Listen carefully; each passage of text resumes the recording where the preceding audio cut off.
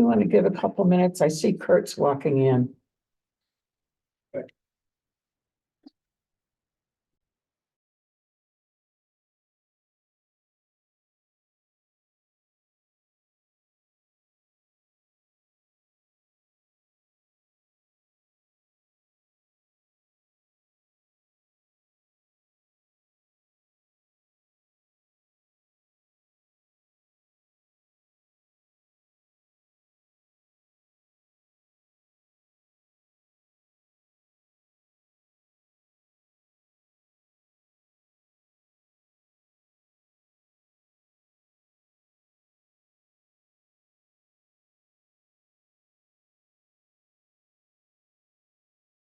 Nope, we won't for you.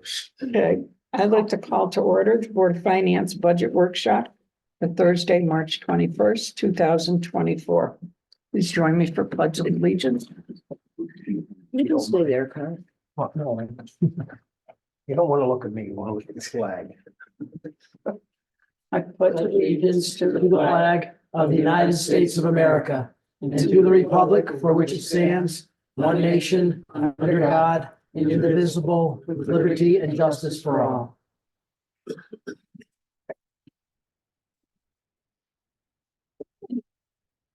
Chief, I figured we would start with capital first. Sure. And just quickly go through that with any questions. Any specific questions? Everybody probably doesn't know what the flock safety license plate reader is. So I basically have two things on capital. The first thing is money's in there to replace a 2015 Ford Police Interceptor in the amount of $72,650. We have two cars that are up over 100,000 miles now, and a couple more that are approaching it. We did get some good news in this year's budget. The Police Town Council had recommended that we do a refurbish on one of our cars. We ordered the engine and transmission in July of last year, and I was just notified by Belltown that the engine was delivered today as well as the transmission. So they will start that refurbishment of the car, and we will start seeing how well that refurbishment goes. For those of you who don't know, the pink car that drives around the town, the breast cancer awareness car, that's the car that's being refurbished. No. Okay. Everything automatically stays the same. It's just basically the engine and transmission. And the seats is being. The other thing in the budget, the capital budget is flock safety license plate readers. I'm proposing purchase 3 of those that will be placed in locations to be determined in the town. They'll be permanently mounted. They're mounted in such a way that they're aesthetically pleasing. They're not offensive. They're not very large. We anticipate one will be at Route 66 and 16. One would probably be at Young Street at 66. And the other one would be on 66 somewhere in the neighborhood of the entrance to East Hampton from Marlboro. The reason why we requested these 3 flock license plate readers is last year we had several car burglaries in the cars, stolen cars. We had, I believe, 16 stolen cars. With this device, it allows us to input the license plate of the stolen car, the license plate that we're looking for, and the vehicle, if it goes by one of these license plate readers, will register, send an alert to the officer that's looking for that vehicle, and it can either be notified on their phone or by the computer. So it gives us an idea quickly where the stolen vehicle is in town. It's like another resource for us to be able to have basically eyes and ears out on the actual roads. And if a stolen car comes into town and we see it going into town, we have an idea where we need to position our vehicles to try to apprehend it. The flock license plate readers and other license plate readers commonly referred to, there's another big company, Recor. They've been very successful in the state of Connecticut. of apprehending these people that are stealing cars or attempting to break into cars, as well as committing more serious assaults on individuals. They're able to track the cars, box the cars in, and it's a much safer way of arresting the suspects instead of getting in high-speed pursuits. Today, I get this notification that comes out every morning by the International Association of Chiefs of Police. And even though it's not in our state, Little Rock, Arkansas, who deploys the flock safety license plate reader cameras, they use them after a robbery at the Dollar General in DB, Arkansas. Surveillance footage and eyewitness accounts enabled officers to obtain a vehicle description, which was put into the LPRs. Subject vehicle was identified due to its proximity to the crime scene, and the individuals were arrested. That's real-time technology. We were kind of talking about artificial intelligence last night. This is kind of along the lines of it. Unfortunately, like every bit of technology, is expensive. It's $21,950, and every year after that, it's roughly $9,000. We would not own the equipment.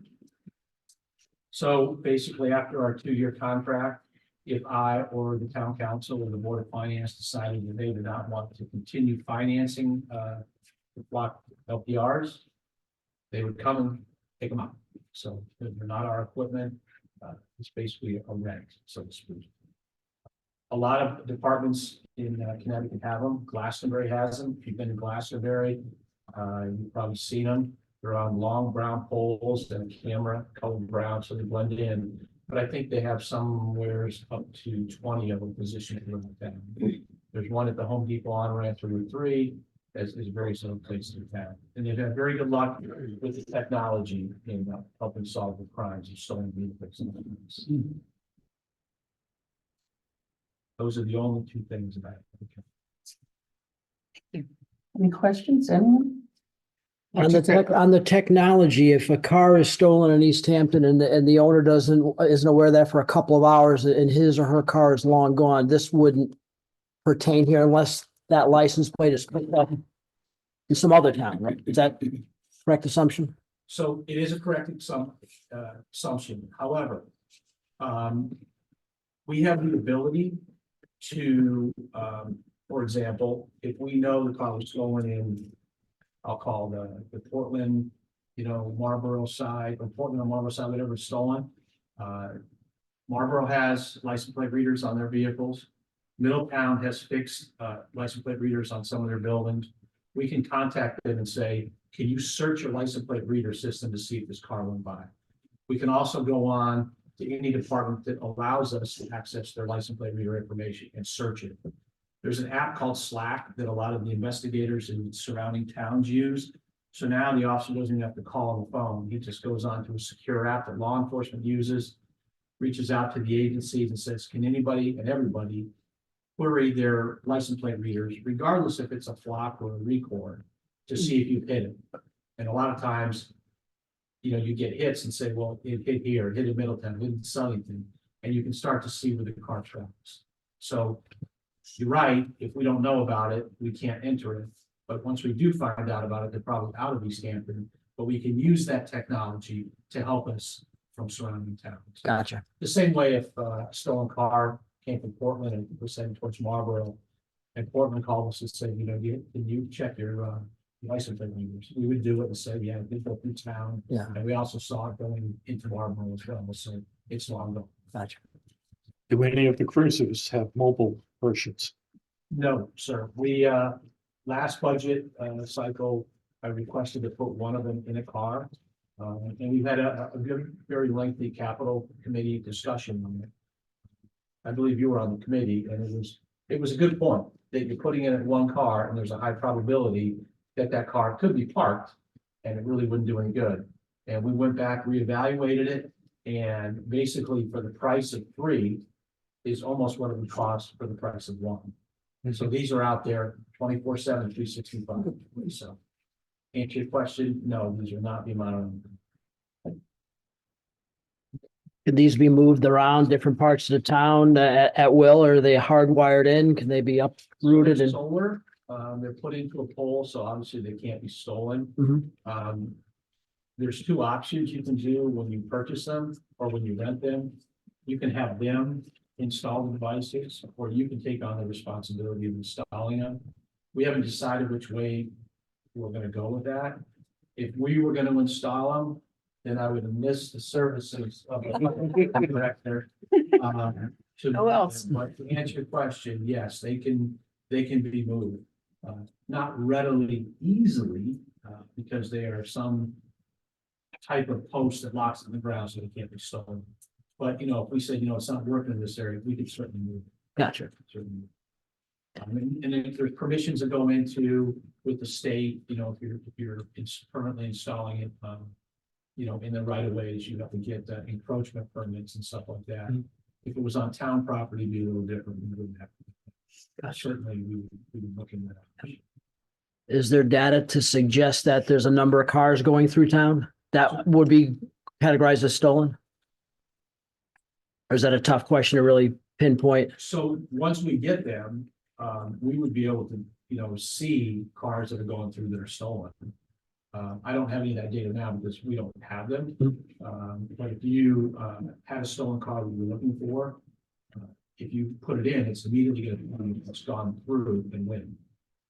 It has tracking technology where if, you can pull up all three cameras, for example, and you can see almost like in real time, if it went through the one at 66 and 16, and then it took a right on 16, and then decided to take a left on Main Street and then take a right, you would actually see it going out of town. And it would say it went through at 1 o'clock, 1:10, 1:20. So it kind of shows the whole traffic, which is good if you figure out if they're stopping anywhere. If they happen to stop in a residential neighborhood, or if you had something in that residential neighborhood, it's a high probability that vehicle was involved in that crime. That answer your question? Kind of, but I'll rephrase. Let's say when I meant going, since we don't have these units now, is there evidence to say that if a car was stolen in Middletown and it winds up in Hebron, it probably went through East Hampton? So you put those starting and end points together and say, geez, it's, this happened here. And the more than likely the car did go through town. And are there analytics or methods to determine if that car went through town without having this equipment? No. Not unless the officer happened to be, out on that area of town and see the vehicle go through. We've had some success with traffic accidents on East High Street, where we were able to get businesses to give us their camera. I'll use an example, the car versus motorcycle that was right in front of McDonald's. We were able to basically recreate that scene by cameras from 3 or 4 businesses. The problem with those cameras is they're not the quality that you can read the license plates. So you get the vehicle, but you don't get the license plate. These vehicles are more concerned about the license plate and not so much generally about the vehicle, but they're not designed to take a picture of you. It's designed to take a picture of the car and the plate more specifically. Just a couple quick questions. Our surrounding neighborhood, like say Portland and East Haddam, do they have them? So Middletown does. Middletown's in the process of permanently mounting them on the buildings now. They're going with the recourse system. I'm not aware of Portland having them. Glastonbury, as I talked about before, has upwards of 20 of them. Cromwell's getting them. Berlin has them. Weathersfield has them. The only one that Portland has is mounted on one of their vehicles. You normally see that one parked down at McDonald's, and not McDonald's, Dunkin' Donuts on the side of 66. You mean Marlboro? Yes, sir. What I said. You said. Yeah, the other side. You were just. Down by Marlboro, but they don't have a permanent one. And to my knowledge, Colchester doesn't have them either. And- State police do though. So they seem to be somewhat prevalent around. And the second part of it is, I could see there's some folks would have an issue about the privacy and big government. And I was just wondering if any of those towns would have an issue where that would be an issue with us. And I don't see a public in here that seems to be opposing that. So when we discussed these, there was some opposition about the ACLU complaining about the use of any type of license plate reader cameras. And I'm not gonna mix words. The ACLU is not a fan of law enforcement. You know, they were the ones back when the whole incident, defund the police, they were the ones behind that. The technology is only saved for a specific period of time, then it's deleted. Flock technology cannot access the information. Only the agency that basically is using the service can access it. And only people that can access the information would have to be given the password by me to be able to access it. And it's set up in such a way that an officer just can't go out there and start looking at license plates. He or she has to put a reason into it that they're searching the database. It's not something you can just willy-nilly use. So there is some protections There there is some for data, protection. for data. There's an audit trail who logs into it, and then it's either 30 or 60 days, and the data gets deleted. So it's not like it's saving for 6, 7, 8, 9 months. At least with flock technology. I don't know about the other technology. I always look at risk and realize there's somebody gonna say something somewhere, and I'm sure that the towns have been using it. So I feel a little bit more comfortable now. Technology is, as we talked about last night, or you all talked about last night, it's just advancing so quick, and it's kind of technology that's out there, and you can use it when you want, and if not, you don't have to use it. And it's always running, basically. And the nice thing is about moving it around, it's run by solar, so we don't have to worry about every time we move it to somehow get power. Thank you. Is there any data from other areas that are using these that they provide any value as a deterrence? If people know that they're here, we see less activity as a result of the system being in place? The nice thing about, it's a good question, actually. The nice thing about the flock cameras, unless you know what you're looking for, you will never see them. It's, and that's more or less the purpose. Mhm. Versus the speed monitors that are on North Main Street that flash, the one that's on Spice Hill, where one of the reasons of putting them out there to flash the speed is to obtain voluntary compliance as a deterrent, as you're saying. We don't want people really to know these are out there because we don't want criminals to say, okay, there's one at 66 and 16, so when you're going down there, go a different way and go around. That's So fair. I don't have that data, and I don't know if anyone really has the data if someone avoided the area. We do know that historically, when we have car burglaries, or stolen cars, we do know that the criminals usually get off at exit 12 in Marbury, take a right, come in the back way, and go up by Chapman or White Birch, because this way they avoid the 66 corridor, coming right in front of the police department, where primarily where traffic is located. They can come in the back way, get undetected, and then they can end up leaving that way. So criminals have some common sense and some smarts how to elude us. And the goal would be is to place these in such a way where they really wouldn't see them. So thank you. Everybody else set? All right, thank you. So I'll move on to the meeting stuff.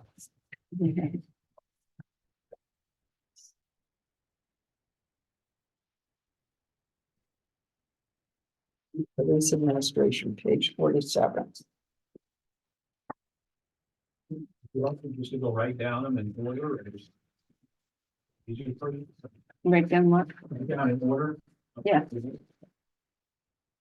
First of all, for those of you that don't know me, I know there's 3 new of you. My name's Kevin, I'm the police chief. I've been here almost 6 years in April. And I've come before you tonight with 24/7, 365 budget. We're unique, we're the only public safety operation that runs 24/7, 365, which are actually out there all the time. Of course, we have the ambulance and the fire department that are also available at 24/7, 365, but we're actually out on the road 24/7. The department currently holds the R1, which is the rescue R1 status, first responder status. We are designated the first responders in town. We are mandated to go to all medical if we're going to deal with it. We have supplementals from the ambulance and the fire department to respond, but we are the primary R1 holders in town. First of all, there's 17 officers in total in the department. I have 2 civilian staff. And of course, me and our new K-9 heroes. That makes up the top of the department. And that 24/7 coverage is, again, we're covering everyone in town, the schools during the day, and all the visitors and businesses, and especially during the summer months, when we see an uptick in the population due to people coming and doing the. So we'll first look at the police administration budget. Under the 5330 account, just so you know, we have deleted the $2,000 in that line.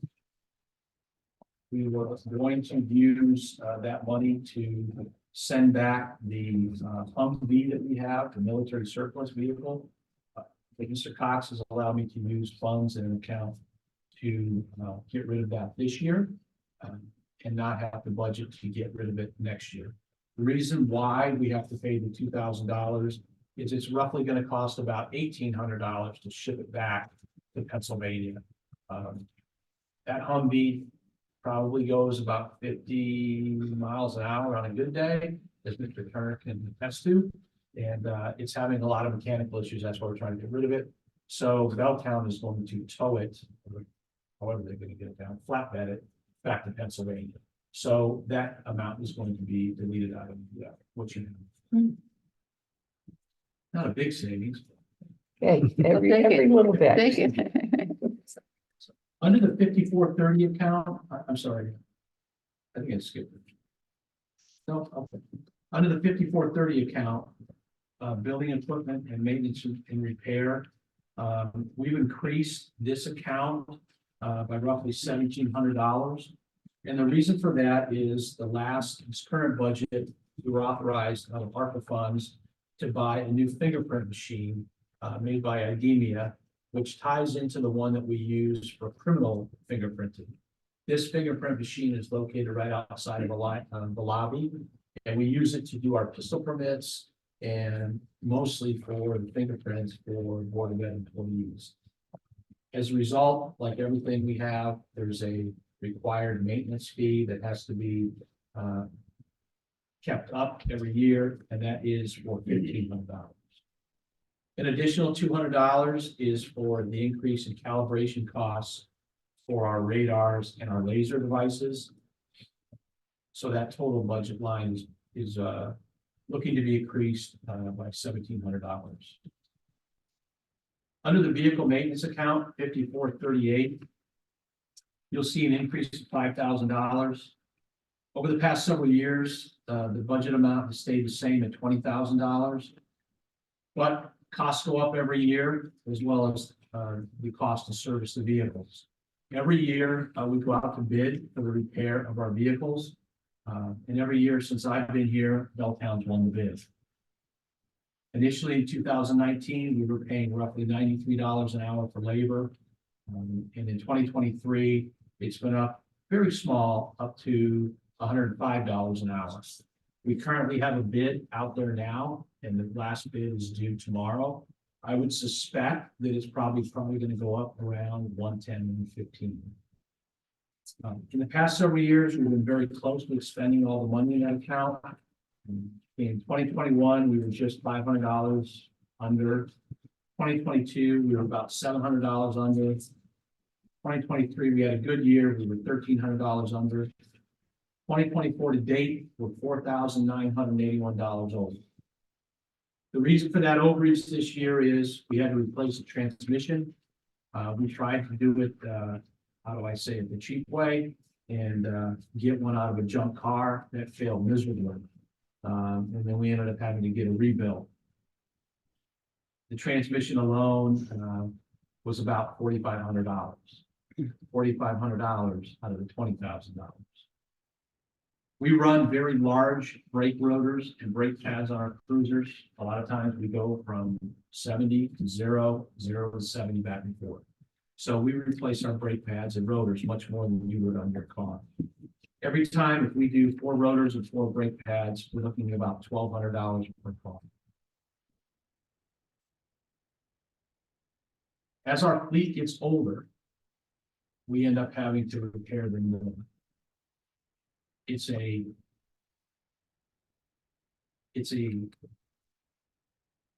guess, run of the luck. If you start extending the life of the cruiser, it's not going to break. But unfortunately, they do tend to break. And when they break, it's not inexpensive to fix them. Also, this year, we had 3 vehicles that were involved in accidents. 2, the officer was at fault. The 3rd, the deer was at fault. Our brand new Ford F-150 pickup truck that we've only had on the road about 6 months. The officer tried to avoid the deer, probably was doing 30, 35 miles an hour. And the deer hit the push bar on the very high part, flexed back and popped a hole in the grill. The grill alone was $1,100. So the deductible that the town has is $1,000 per vehicle. So anything after that comes out of the budget. So 3 accidents have not helped. So before you is a request to increase that amount by $5,000.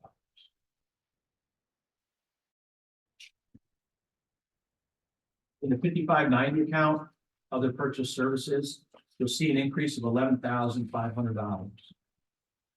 $5,500 for that is for a new scheduling software. Currently, we use like an Excel spreadsheet, and it kind of looks like this. In its pristine form, it looks a lot better than this. After about a week of putting it up, it looks like someone shot it with a shotgun.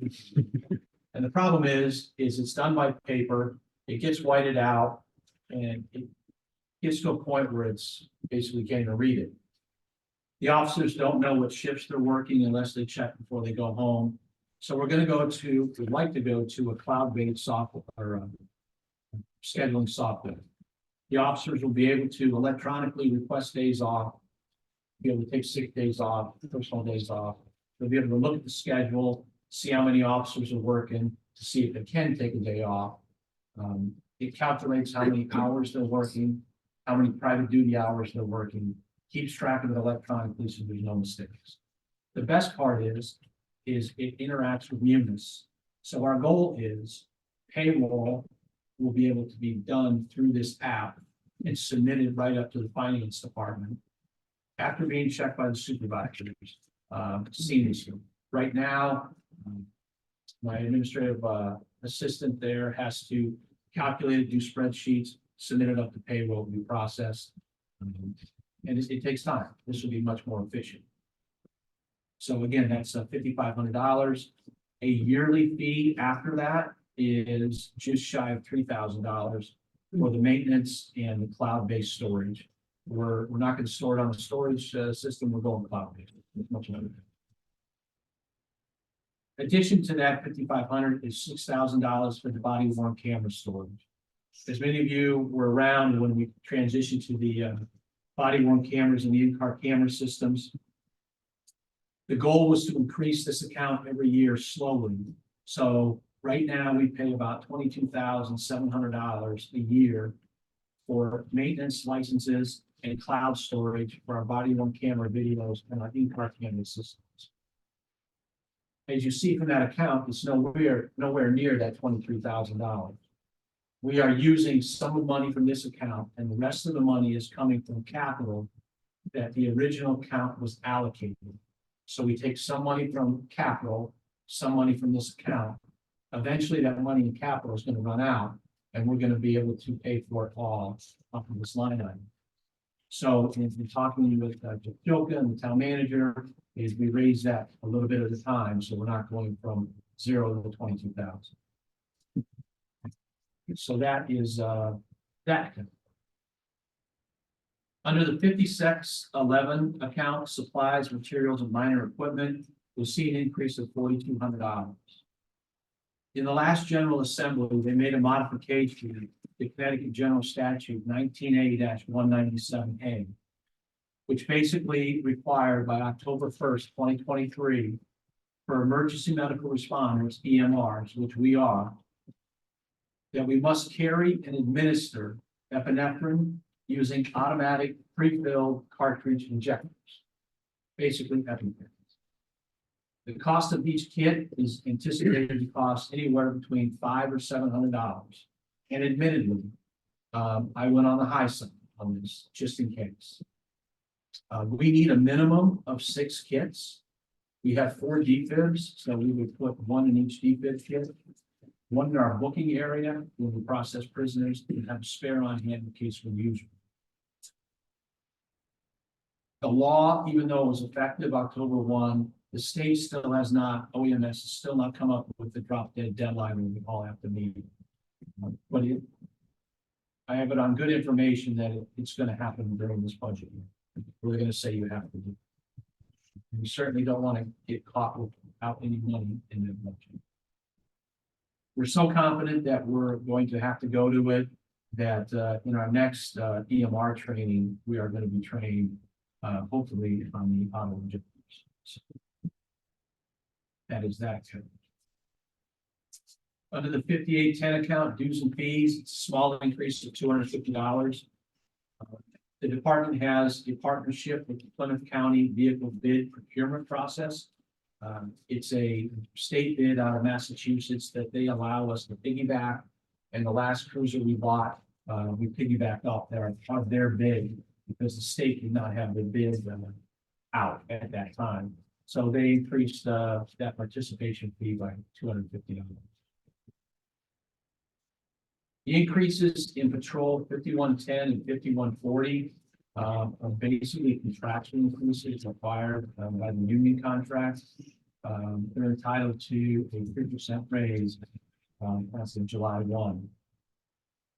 5130 overtime salaries. You'll see an increase in the overtime budget of $10,000. It's a big jump. Over the last 6 years, our overtime line item has not increased and it stayed steady at $210,000. In 2023, we spent $238,000. In 2022, we spent $244,000. In 2021, we spent $219,000. And in 2020, we were a little under $207,000. But consistently, we're over the last 3 years. And then the previous 2 years, we're very close. Contractually, since 2019, the officers' salaries have gone up about 15% during that time, yet the overtime budget has not gone. Over the last 3 years, several things have caused spikes in our overtime, mainly due to staffing and trying to fill our open positions and get police officers through the police academy. When we hire a police officer, they're in the academy for 6 months. They come out, they spend 3 months under field training. So from data hire to the date when they're actually, as we like to refer to it, take the training wheels off, it's 9 months. That doesn't account for the whole recruitment process. So from the time a vacancy comes up, it could be 12 months. During that time, we're running with vacancies. In 2021, we had officer vacancies.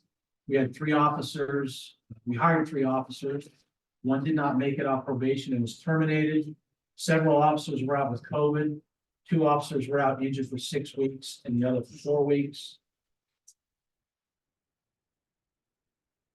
In 2022, we hired 1 officer. 1 officer was in the military, was deployed for 6 months overseas. 1 officer was out 6 months for an injury, 1 out for 8 weeks with kidney stones, and 1 sergeant was taken off the road for 6 months to do accreditation. Without that sergeant being taken off the road, we would not have been able to become Tier 1 accredited last year. And in 2023, we hired 1 officer. 1 officer was out for 12 weeks for a work-related injury. 5 officers were out between 3 and 6 weeks for the birth of their children. I'm hoping to only have 2 officers that are going to be out this year with babies. We're basically going to start our own basketball team. And I did find out that Augie was, from the Board of Ed, was either coaching the baseball or the basketball, so we'll have some future people for him to coach. And currently, we have 2 officers on light duty, both who broke their ankles while walking down the stairs. We teach them how to shoot, we teach them how to drive. And one officer was hurt in a struggle recently, trying to arrest a suspect, and he's currently out with a backpack. I can't predict officer injuries. I sometimes can't predict overtime. You know, we've had some very good cases. We had a good drug case a year and a half ago, back in December. Good drug case. We had another serious assault case that we worked on very hard. I tried very hard to watch the overtime. As much as I can adjust and to keep it down, I can try. But when I have people out, deployed, sick, COVID, I have to backfill. Contractually, I have to maintain a 2-person minimum all the time. So if there's a vacancy, I can't say, well, oh, go ahead. You go to work by yourself. I can't do it. So, and every year when I get to this point, I always tell Jeff Joke I'm doing good. And he says, wait. And somehow he is able to predict the future because I have all those people out on their duty. So we have that account. 5330 is a small increase. We basically replaced 4 old flip phones with smartphones. Those phones are primarily used for domestic violence victims to anonymously contact people, to contact the helpline, to contact the domestic violence line.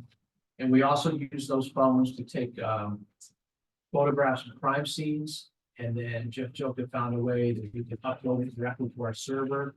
So the officers don't even have to go on the station and upload the photos. So we're trying to get techie, but yeah, keep it. 5615 is contractual. The officers got an increase of $100 in uniform allowance. And the big one is my request for a new officer. It's not inexpensive. It's roughly in this line item, $86,583. Many of you on the board have heard me state before about the lack of sufficient staffing in the police department and how I envisioned the department from the date I was hired being staffed by 20 officers, 1 lieutenant, 3 sergeants, a detective, and 17 officers. That, I believe, is the sweet spot of the department. Over the last couple of Board of Finance meetings, members discussed the ratio of teachers to students, class sizes, and the ratio of administrators to students, and at what point do these ratios become common? Well, we have 17 officers to cover 12,900 residents. That equates to 1 officer for every 758 residents, or 1.3 officers per 1,000. The Office of Legislative Research, which does objective research for Connecticut's legislator, released a report in 2020 that compared municipal police sworn officers of Connecticut to the ratio of residents in their community to other departments in the state.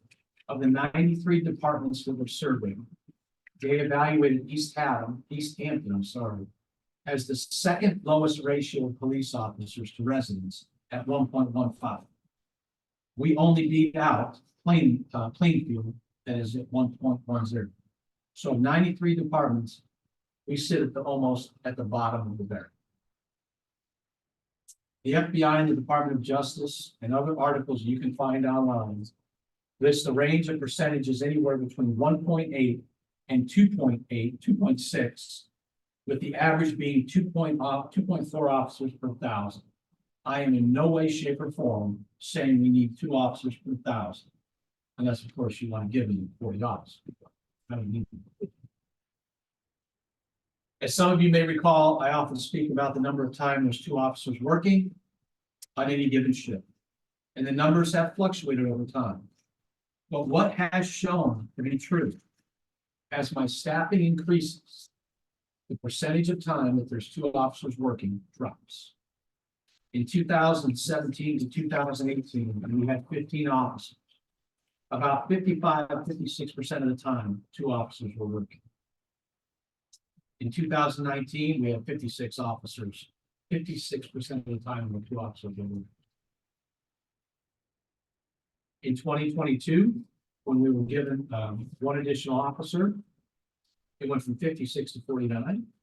In 2021, when we got 1 more officer, it went from 49 to 52. But remember, that's when we had the hard time filling our positions. So we had all those vacancies. In 2022, it dropped down to 51%. In 2023, when all 17 officers were pretty much healthy and on the road, it was down at 48%. So as we increase staffing, it works. It lowers those percentages. I've been very fortunate over the 6 years I've been before the Board of Finance and the Town Council, and they have approved 2 additional officers, 1 in 2019 and 1 in 2020. And for that, I'm very thankful for it. However, in 2022, I asked for a new position and the conversion of the sergeant's position to a lieutenant, and both were cut. In 2023, I again asked for the same new officer and the lieutenants. This board approved both.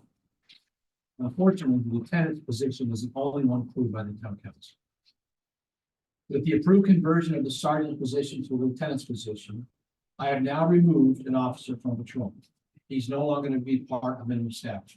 This will undoubtedly impact minimum staff. And that's why I'm requesting to get that additional officer to put us back up to having 17 officers on the road. 48% of the time, there's only 2 officers working. What happens if a serious medical comes in and 2 officers respond, and then another serious call comes in? May I remind you that we are the first responders. And yes, the ambulance and fire department are always right behind us. But we're the first responders. Who do we send?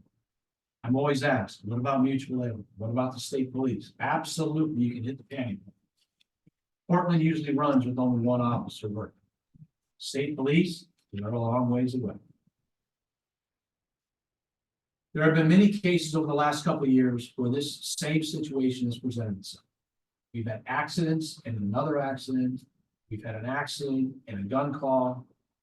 The most recent example of this situation occurring that is really upsetting to me and proves the point that we need more staffing and a detective is a recent sexual assault investigation an officer was conducting on February 3rd, 2024. He was conducting an interview and was one of the 2 people working the evening shift. A call came in that required 2 officer response, a domestic violence call. So he had to stop the interview, reschedule, and respond to the call. Is that really how we want the East Hampton Police Department to investigate serious cases? I'm sorry, I have to leave and go on another call. Tell the victim or witness that we'll have to reschedule the interview when they're already traumatized enough because they have to go to another call. Is that customer service or compassion we want to provide the victims of serious crimes?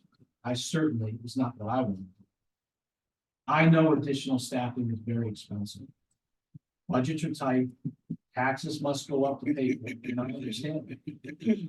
I don't have children. I live in Colchester.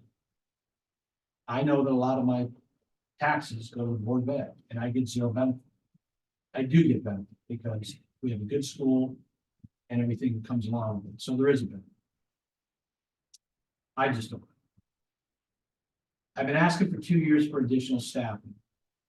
I know it's never a good time to raise taxes. But when is it ever a good time to raise taxes? It never is. No one wants your taxes to go. Please approve my position, forward my budget to the town council and hope they approve as well, and let the residents decide what they want. I know you have an incredibly tough job, and I thank you for all this.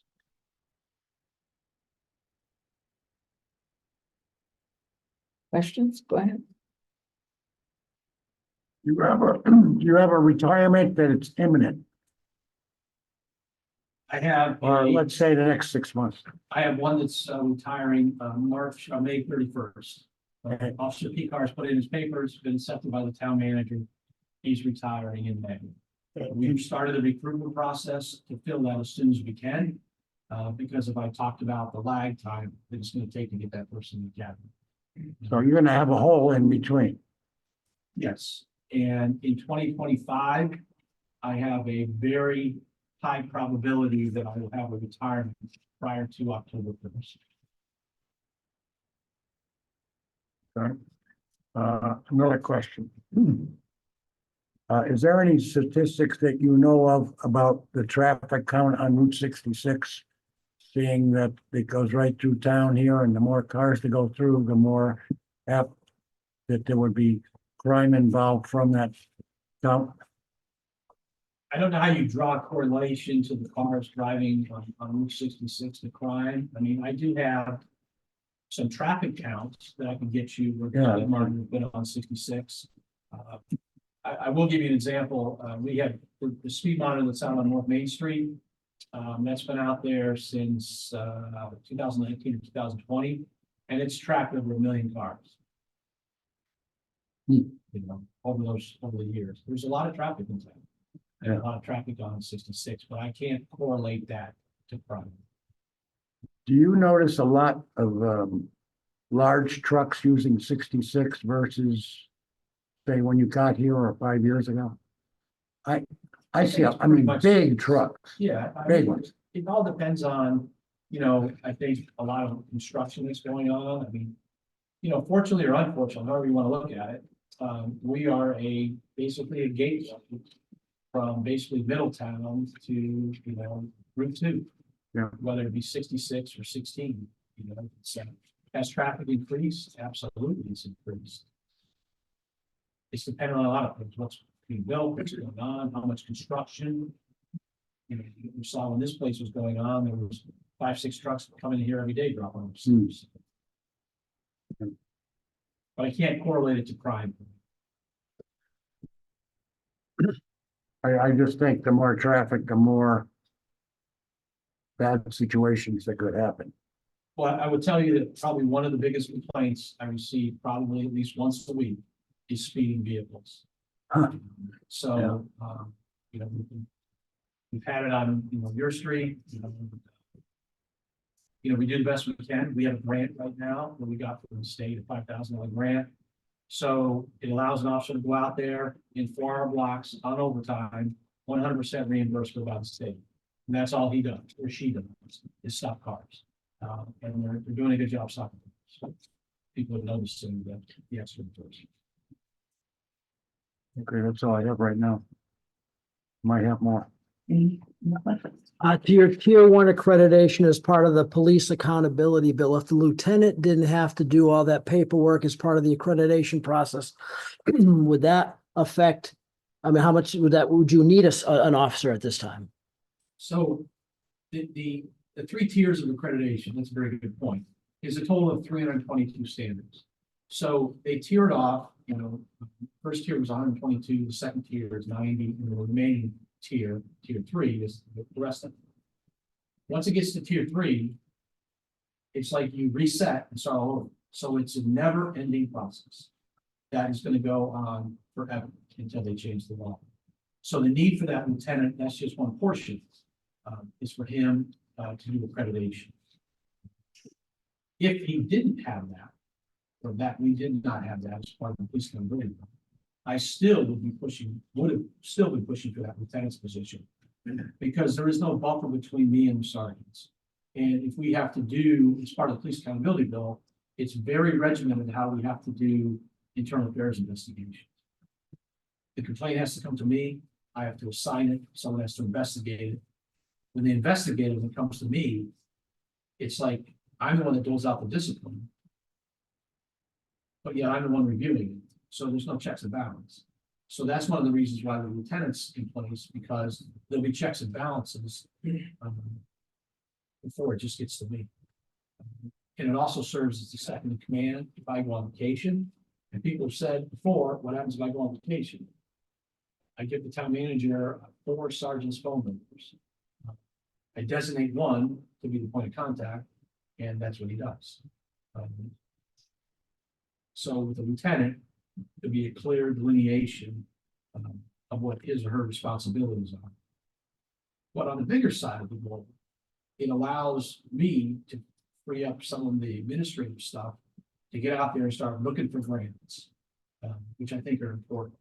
Start to get out in the community, which I did when I first got here. It's more and more of the stuff started to get in, you don't get out. And I think it's important that eventually I'm gonna leave. And I think it's important that I try to train someone to take over my job. There's no better accomplishment as a police chief to take one of your current employees, mentor them, and then you to move on and they take over your seat. You know, that's no better accomplishment. It's always been my goal. And that's my goal as a lieutenant, is when I eventually leave, it's a seamless transition to either the acting position, or if he chooses to apply, and I'm sure he will, is to take over. So it's to give that option. So there's a lot more that the lieutenant's going to do than just that accreditation. It is a huge piece. The lieutenant's actually going to do all of training, will be responsible for all of training. He will take over fleet. All the sergeants currently have some other duties, that those duties will be stripped from them in a good way to allow them now to do what they need to do and supervise the ship. And I think it's going to be, we have the oral board scheduled for the new lieutenant's position, April 2nd. I have asked, and I have a deputy chief and 2 captains from different law enforcement agencies that are going to come and do the oral board. Because I don't want to be part of the process, I don't want questions. They're going to come in and let me know who the candidate is. So there's just more than the accreditation. But a lot of people think that accreditation is going to stop us. And, you know, we're a small agency. You take bigger agencies, Merritt and Bridgeport, they got 5 or 6 people working on this accreditation. You know, 5 or 6 people. They have accreditation divisions. Same standards. Doesn't make a difference. You got 400 police officers, 17. You got the same. And it's burdensome, very burdensome. And I'd just like to say that I like the idea of the scheduling app. I do like that. And but I'm surprised that you want to make the whole fleet hybrid. I do. And if I may indulge you in just a minute, we've Because I think it was Tim who knows everything about cars. Advised against that. So he did advise against it for good reasons. He brought up valid points about the unknown of the vehicles and whether or not they were going to hold up, what the issue was with the batteries. They were all valid points. The unfortunate thing is we were in a situation where we could not get a car, and the only car that we could get was a hybrid. If not, we probably still would have been waiting for a car. So I can understand that, but you made the statement that you want all hybrid. Absolutely. So as I flipped through this, trying to stall to look for my word. That's what I was doing. Can I just stop and talk or not? I don't want the audience. Bridget, you can Or, tell. sorry, Bridget. Yeah, All right. you're an expert, so. Thank you. One thing I wanted to just touch base with, and you're 100% right. I was kind of against this, and that was a little bit of time ago. They've come some time. What I was basing a lot of my information on, honestly, was the casinos. They had some security cars that kind of ran around in circles, but these things were on all the time. And they were using a lot of equipment that an officer would use. And we had our problems with those at that time. They definitely come like anything else, as we talk about technology, you know, my cell phone's sitting there, it's a year and a half old, I'm sure it's junk. They've come leaps and bounds, honestly. If you were talking about an all-electric vehicle, I would definitely still say absolutely not. Yeah. But just getting back to that, they definitely come quite a ways, honestly. Okay, And we've only had that car on the road probably 3 months. And I'm tracking the miles per gallon. And we are getting roughly 16.1 miles per gallon compared to 10.7, 9.7. So we're seeing a huge savings. The officers that are assigned to it, have commented, I don't have to go to the gas stations, not the gas stations, the gas pumps, but, we're seeing that. And so far, we haven't had any issues with the Okay. So I'm I was always. just curious, I was just curious, remembering from last year. Yeah, but one of the things the town manager basically said to me, you need to track the effectiveness of this model. You need to track to see if it's worth it and you're saving them on gas. And that's kind of why I'm starting to track it to see if it works. Because as you know, some of these cars go to private duty jobs, road jobs, and they have to be on to run the lights. The nice thing about the hybrid is you turn the car off, turn the lights on, and the car starts itself automatically when the officer's out of the car directing traffic. So it only stays running when it's charged. So you're saving wear and tear on the car, and you're saving gas, which is a big thing. Thank you. So, thank you. I just have one little quick question. On the lake patrol, there's like no increase. But I was kind of surprised because I've heard people in town complaining that during the summer, there's real issues on the lake. I'm not asking you to spend more money. I'm just curious. No, it's not. If we, either last year or the year before, we transferred some money into the lake patrol. So if the lake patrol money runs, we just tap into like overtime account in the PD side. So Okay. it's not like the next done, it's done. But people do complain about the lake, but they also complain when we're out there. Because people post on Facebook, I'm gonna waste the money, well, you know, this. Oh, I know. Why are they picking on us? I was only having beer. And then you get the other side that says, we want us more. Yeah. You know, so, I mean, we do try to get out there, and we try to spend the money, to go out there.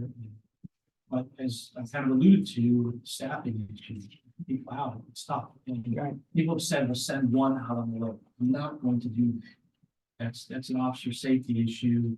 Yeah. Just if something happens to it or something like that. And it's much safer when you launch, you need to launch. One can go. We are going to go. There's actually a training, we're actually going to train a few more officers to get out there. And they can put their hat on and go out there. Thank you. Anybody else? Anything else? Yeah, oh, quick question. I got one. Staffing. Just looking currently, let's see, disregarding the lieutenant, we have 3 sergeants and 13 officers, so it's 16. How many of them are available right? Well, first off, I have to understand that there's going to be a retiree for the Yep. next fiscal year, and Yep. take him or her out of the way to replace them. So that would be down to 15. Out of the 15 slots remaining, how many of them are available for work, like say today? So, just so we're comparing the exact numbers, we haven't made that lieutenant yet, so there's 4 sergeants right now. Okay. And then the rest, 13, are the actual patrol. So, if I had March's schedule, I would tell you exactly, but, let's just say this is February. Pick a day. I was just wondering percentage wise is how many are not available for active duty or whatever you call Yep. that. So Is it like- to clarify what he means by not available? Yeah. Do you mean Like on vacation or like on days off? duty? Oh, no, it's just not vacations or anything else, just on your schedule. How many officers do you have that could do, whatever duty they assign? I'm just looking for a general percentage.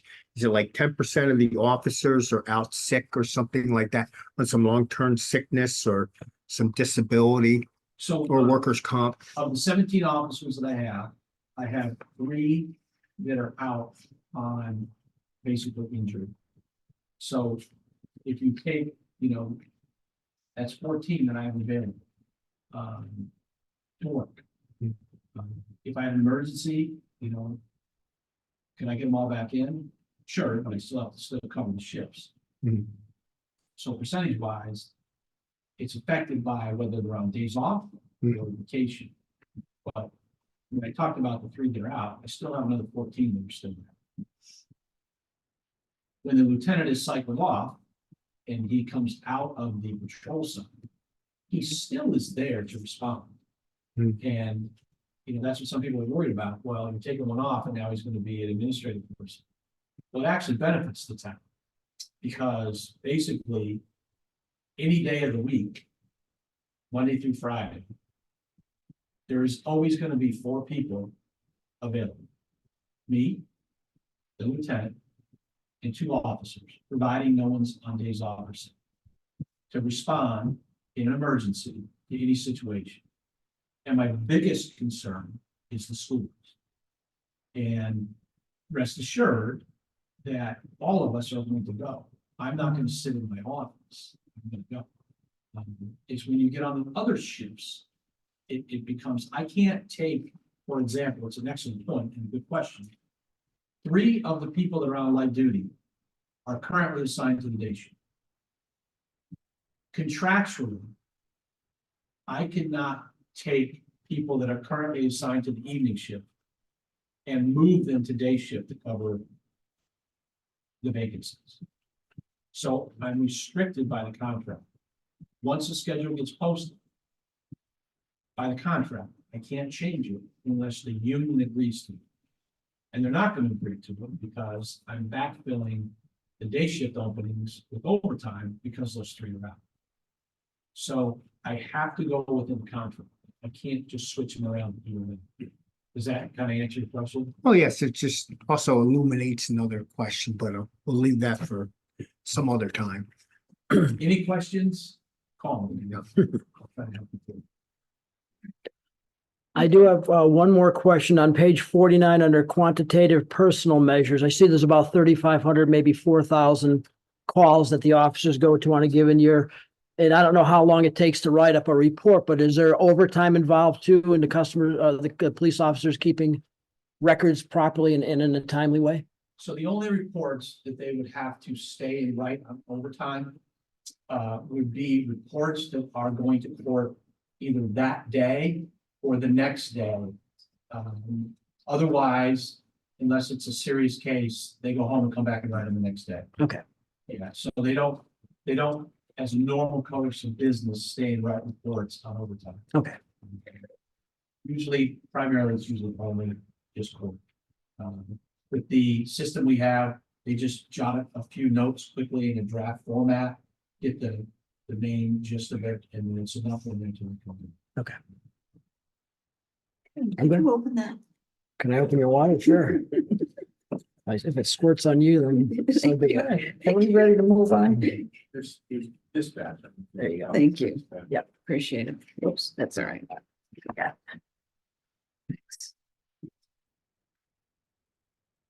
They had a savings in dispatch, didn't you? 868.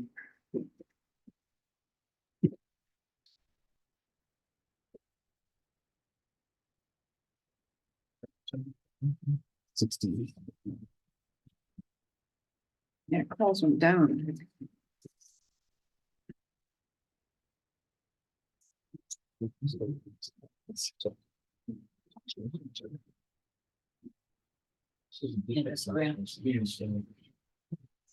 Oh, you're looking at the wrong, he spent 68 in the big one. No, it's on 37 of that. Back when we were looking at the people, dropped by 11,000. The dispatchers last year, you all remember that in the regional service. We pay on a quarterly basis based on their expenses. And that's why there's a reduction. So there is a reduction, because they've had some, staffing shortages. We pay based upon actual FTEs, right? Yeah, the same thing that you talked about, if there's overtime, we pay for their overtime as well, but then there's also a state grant that gets netted, so there's. Quarterly, we get an invoice from them who worked, all the costs associated with everyone who worked, we pay our percentage of that. They apply for a grant, from the state. We get a reduction, and then we pay them that, so they've been getting a little bit more in grants. They've had some turnovers, people getting hired at a lower step, which has been saving us some money as well. So we adjusted that down. accommodate for that. You get some of the money from 911 phone calls. Get some money. Yeah.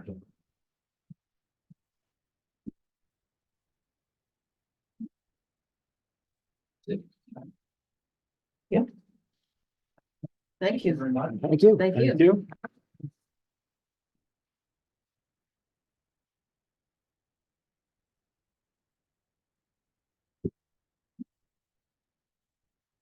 That stuff is firefighting.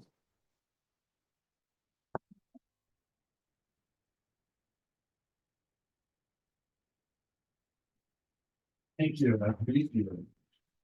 You're a nice guy.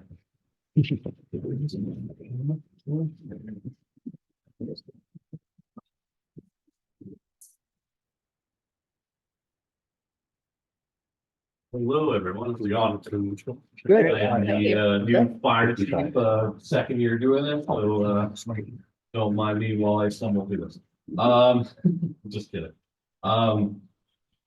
So you'll see our increases this year, on the regular budget.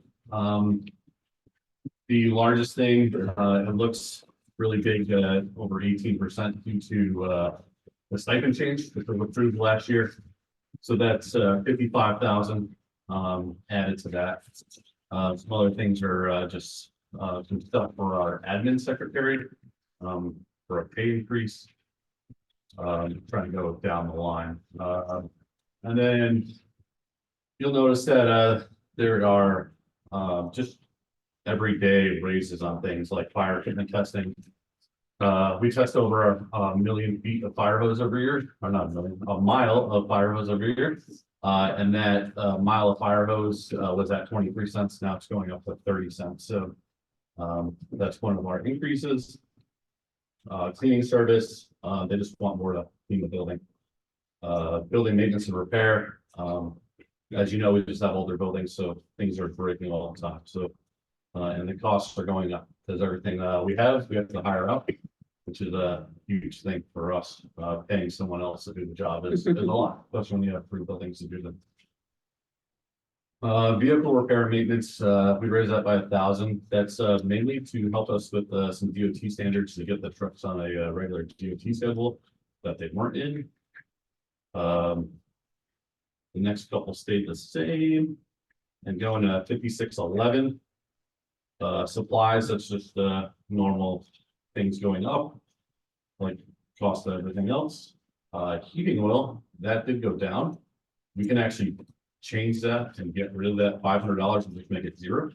So that's a recommendation on to you guys. Because we switched over to propane at our infantry firehouse, so we no longer have real heating. So we can save on that one. Bottled and compressed gas, we can go down, or I said we could go down on that one about $500 just because we had to buy a few recently, so those will last us about a year or so. So that helps. You see 5630 for food. That's just as you know, food goes up. That is also our like drinking water. So we have 63 people who want to drink water. So it's one of those hefty bills that we have. Our awards program went up a little bit just because we have more members that are responding, which is a good thing.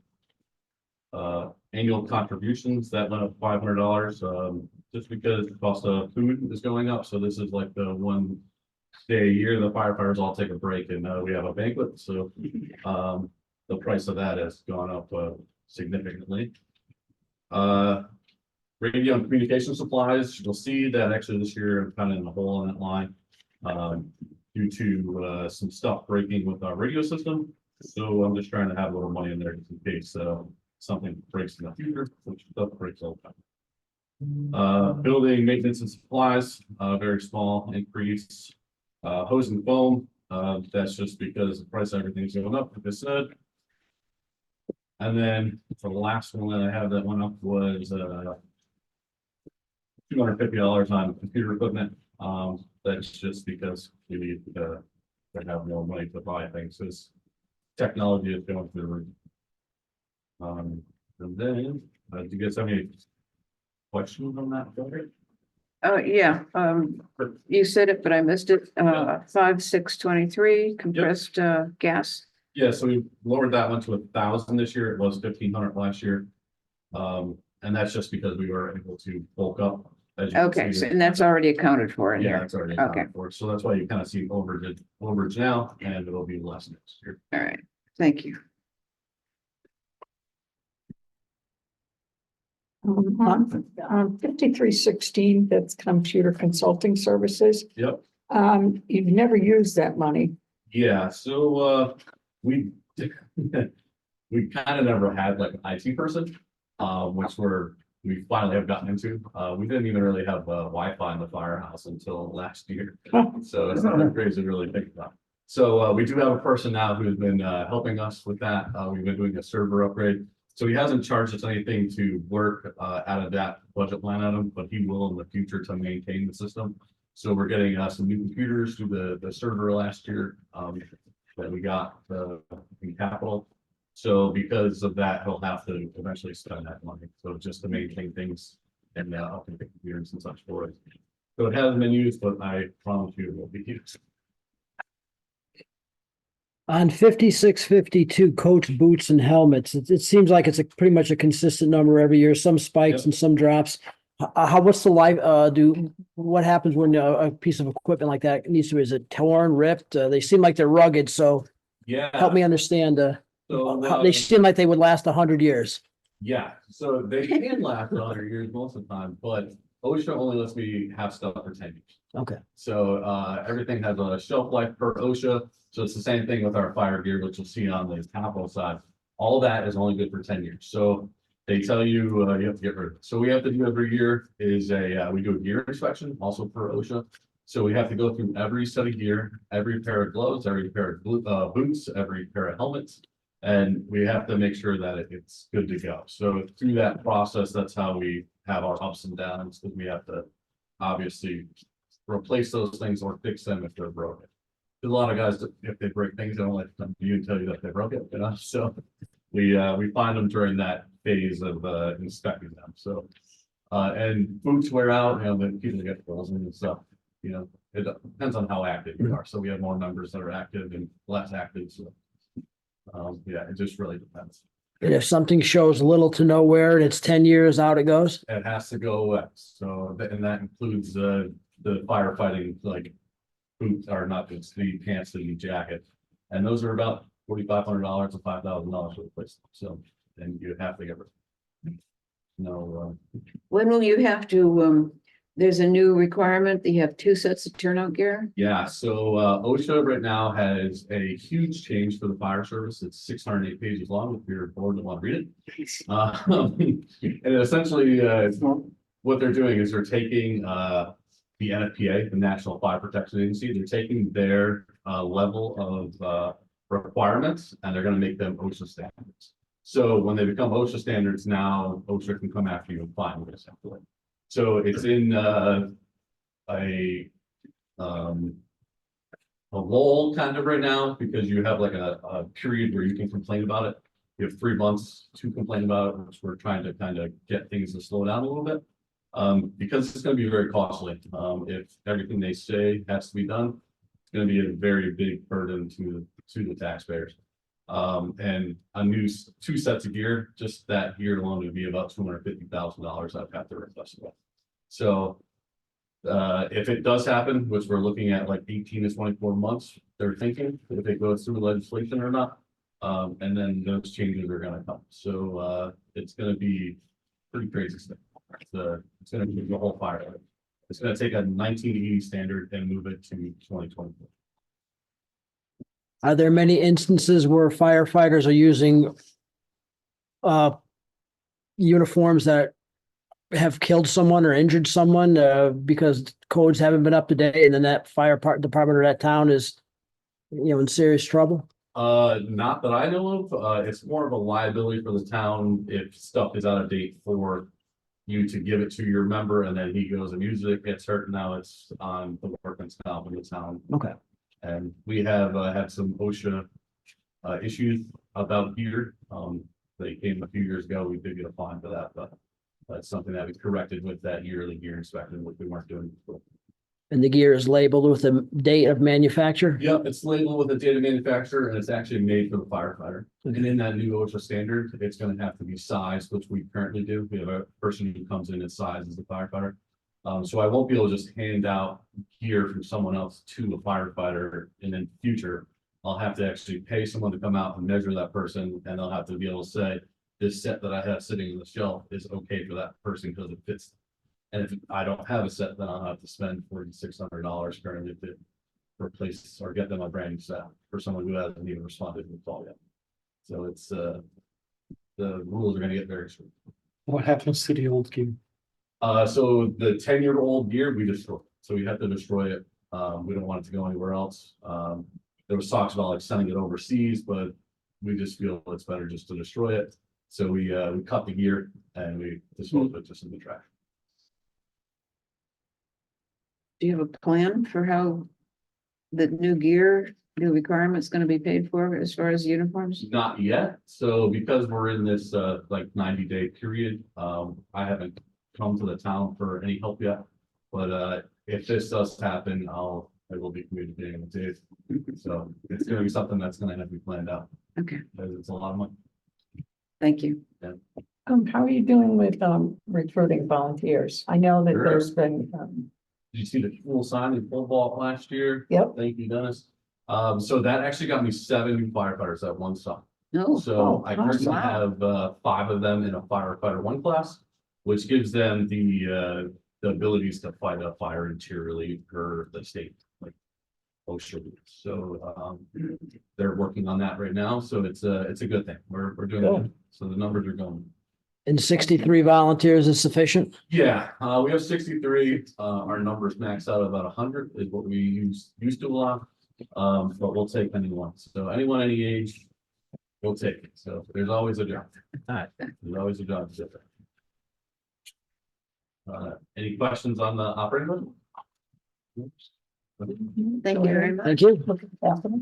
Yeah, I got capital. Oh, yes, yes, yes, yes. It should have been first. It's usually. The first one is the meter distractor. This is something that is gonna be part of that OSHA change. It's also something that we just kind of really need. So currently we can only wash one set of gear at a time. And after a fire, you have to wash your gear because of all the contaminants that are in it, like PFAS, like they talked about the lake. So we need to get the gear clean, so that it's not going home with our members dirty and bringing essentially cancer home in their car. So making everything clean is like the big push. They're actually like trying to stop gear to go in the fire trucks. They want you to leave that outside the fire truck. So like in a cabinet, so that the inside of the cab is clean because you're wearing your gear going into bad elements and then you're bringing it back into the truck and then you're just breathing it as you go home. So they're trying to eliminate that. So we need the gear extractor. Ours is 30 years old and we don't know when it's gonna break. The next one is AED defibrillators. So we're trying to catch up on a standard with the ambulance and the PD. Our unit is not compatible with theirs. When we got our unit, when we got our unit, it wasn't like we didn't think about the compatibility with their stuff. So what we're trying to make it is for our heart safe community, you're supposed to have certain standards. So we just want it to be the same across the board to keep that standard. And then you'll see the turnout here. I originally asked for 5. We were able to break that number down to 3 just because there was some money that was residual in that account. Then there is the sinking fund for the building. That sinking fund is something that we ask for every year. It covers larger things that break. Like when the building got hit a few years ago from someone breaking into it, that would pay for that like door to get fixed. So it pays for a lot larger purchases than everyday things that break usually at the firehouse. And with 3 buildings that are 60 years old, it's hard not to break this. The Hurst tools, we have currently the last set of hydraulic Hurst tools that the hoses on them are out of specifications. They're actually over the date range that you're supposed to use them. So we're trying to replace them because if I just replace the hoses, it's gonna be about $20,000. So the hoses only go so far. So when you're trying to cut someone out of a car and you have to stop at 100 feet, it doesn't really help you. The new tools are all electronic by battery, so there's no longer any cords or anything. You can go any distance, and they actually run for a lot longer than they used to. So the techs get really good on those. And then the last thing you'll see is the service pickup / first responder vehicle. So the reason I labeled it like kind of first responder vehicle is right now we're taking our $600,000 rescue truck to medical calls. So we do supplement the R1 like you heard from Dennis before. So when we supplement, we're sending this very large truck to go to a medical call. We're trying to take about 15,000 of that large number that you see and make cabinetry for the first responder vehicle. This is really just us trying to replace a van from 2000. So it's a 24-year-old van that we're trying to get rid of. And the pickup truck would come in, and when it comes in, we would also outfit it to become a first responder vehicle. So And that would be a new truck, brand new? yeah, it'd be a brand new truck, and it would be outfitted so that it can hold those supplies that we need for first responding. And that is out of a sinking fund that's already the money is already allocated in there, and that money's been in there since about 2015. So. And I think that's it. Any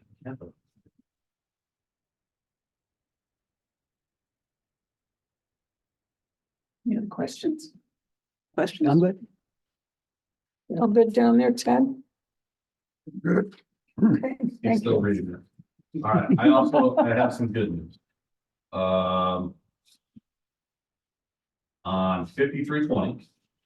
At the time that I originally did this budget, we weren't sure what OSHA was gonna do with the upcoming vehicle.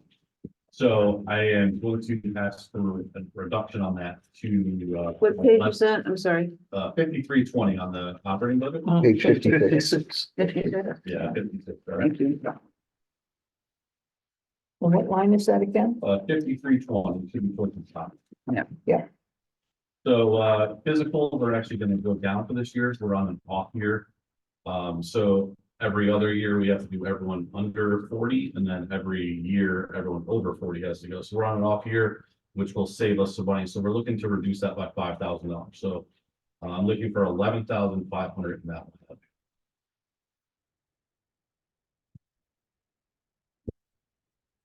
Great.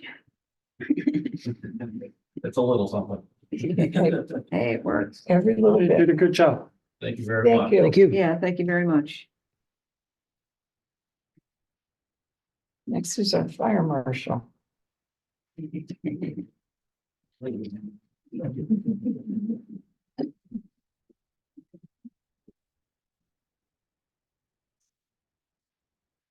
Good evening, members of the Board of Finance. I'm Scott Tripp, I'm also with Town of East Hampton, also the Emergency Management Director. And I also maintain the Town Center Fire Hydrant System. I've been the fire marshal. It's usually my 14th year for the town, and couple things we've done different this year is, we've done a lot with increasing our fire prevention activities. We started with 2 restaurants in town as a test group for the kids when they go to dinner with their parents. We have installed or giving them fire prevention placemats and crayons. So the kids and parents can talk about fire prevention activities, whether waiting for their food. So currently you can take your kids or grandkids to Sweet Jeans or the Tavern, or you have fire prevention placemats for you to play with and color and do different activities.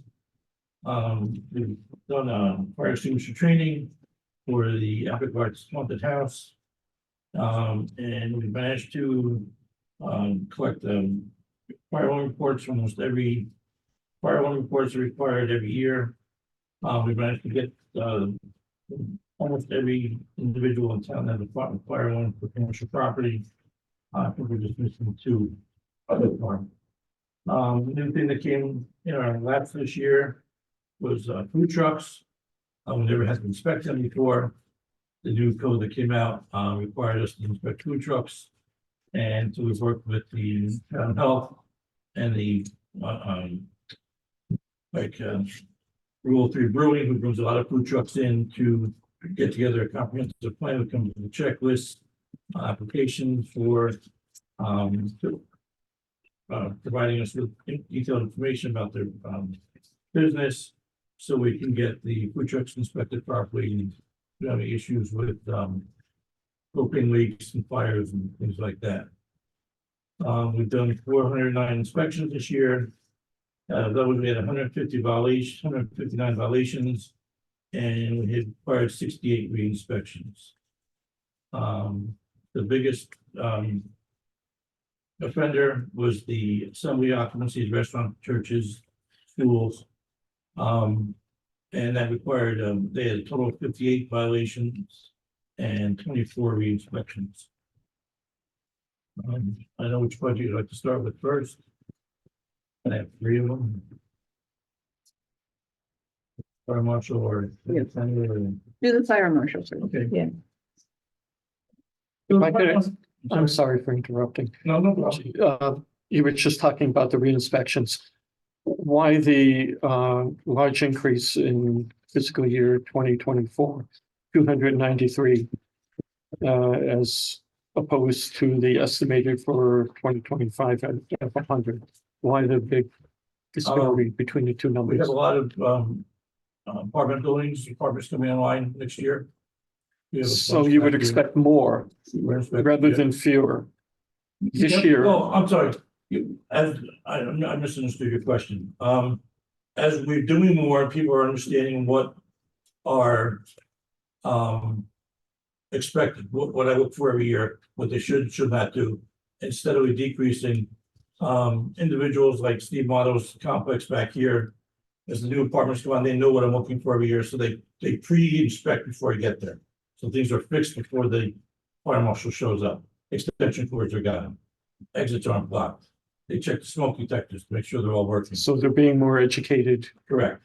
Very good, thank you.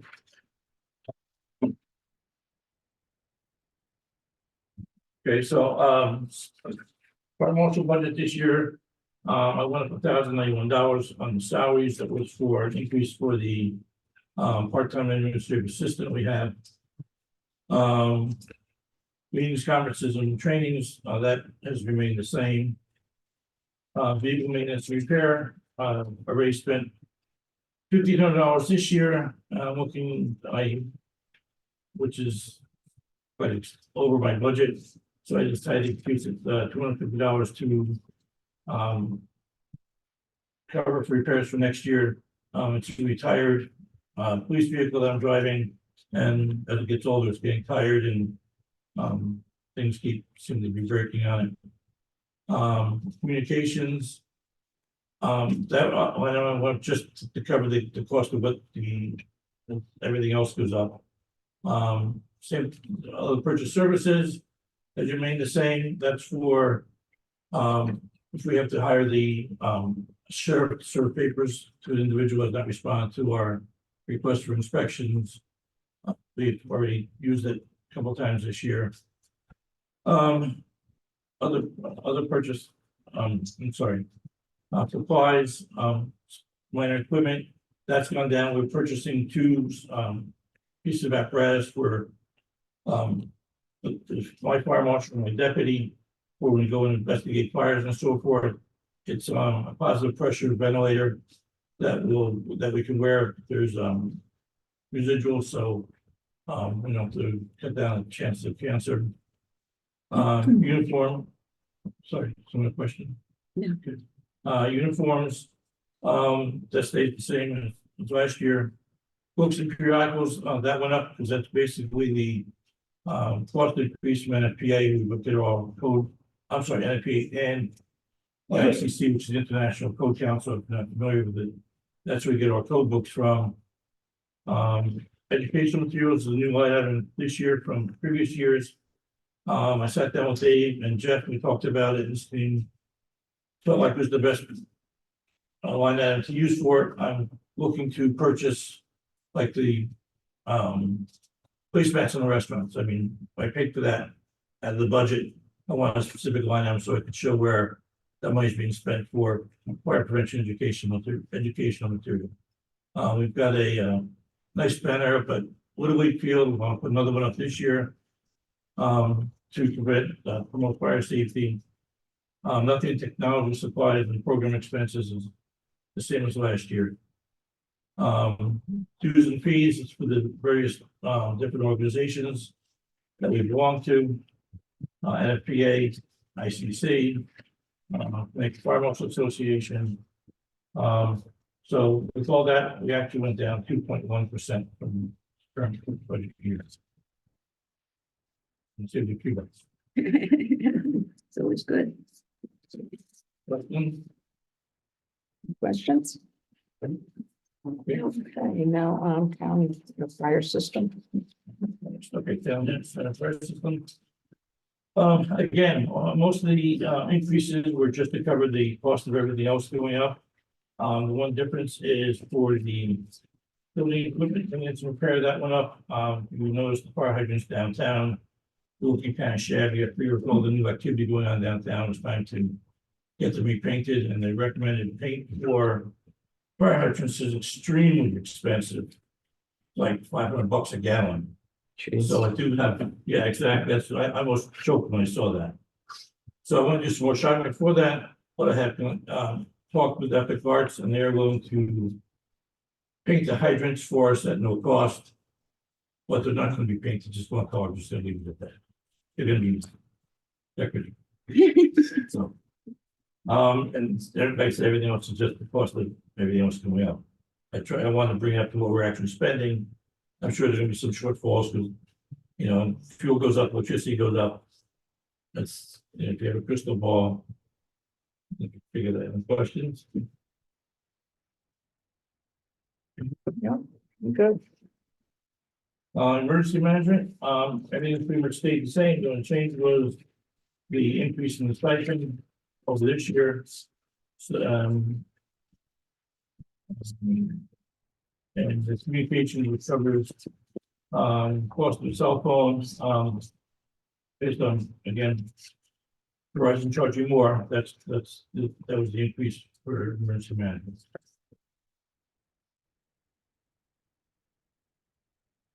Any questions? We're good, thank you. I'll make the offer to the board like I do every year. We got a bunch of new people. Anybody who wants to come out, do inspections, like, feel free to give us a call. You want to come dig through the muck and the mud at 5 o'clock in the morning like we did yesterday? I'll be happy to give you a call to enjoy this. Thank you. You're welcome.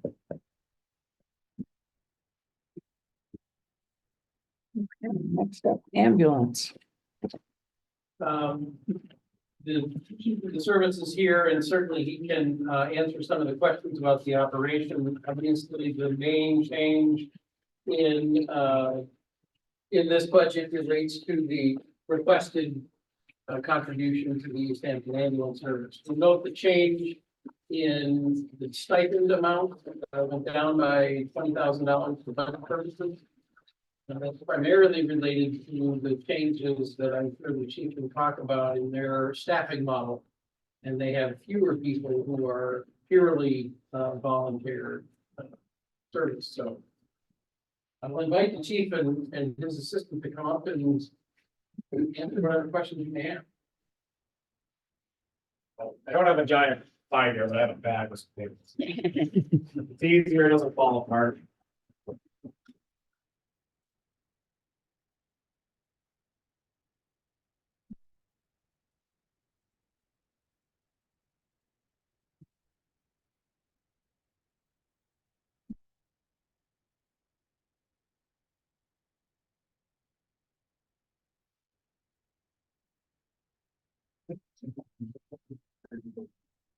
Good evening. My name's Donald Scranton. I'm the chief of the ambulance service. This is Maddie Starr, my assistant chief. I met a lot of you come back in December when we had our meet and greet at the Ambulance Association. There were a few that I didn't meet there, they had other conflicts that were going on at the time. Just to give a little background on myself, I've grown up in East Hampton since my parents moved here when I was about 1.5. My family's had a long history of being in the emergency services. With my grandfather actually being a past deputy fire marshal in the town of East Hampton, fire marshal, and a deputy chief in the town of Middletown, or city of Middletown nowadays. My family's been involved with the fire department, the ambulance, and just kind of been involved with every aspect of this town when it comes to emergency services, including the police department. I've been involved with the fire department for over 10 years. So I'm currently serving as one of their volunteer lieutenants. I would like to speak a little bit on behalf of just one of the capital items. In terms of the AEDs, every few years, the town plan submits a heart safe application to the state of Connecticut. Originally, the fire department was required to get some AEDs per NFPA and OSHA to be able to keep on certain trucks. As we've expanded and the fire department's gone to more critical medicals, we've seen the need that there are times where the AED has to be downloaded afterwards for the hospital to be able to look at it and use that for patient records. The fire department's current AEDs don't have that ability to be downloaded. If the ambulance gets on scene or our paramedic service gets on scene, we actually have to rip the current AED pads off the patient and put ours on at the fire department, put their AED on first. So it doesn't help with the continuity of care when it comes to patients.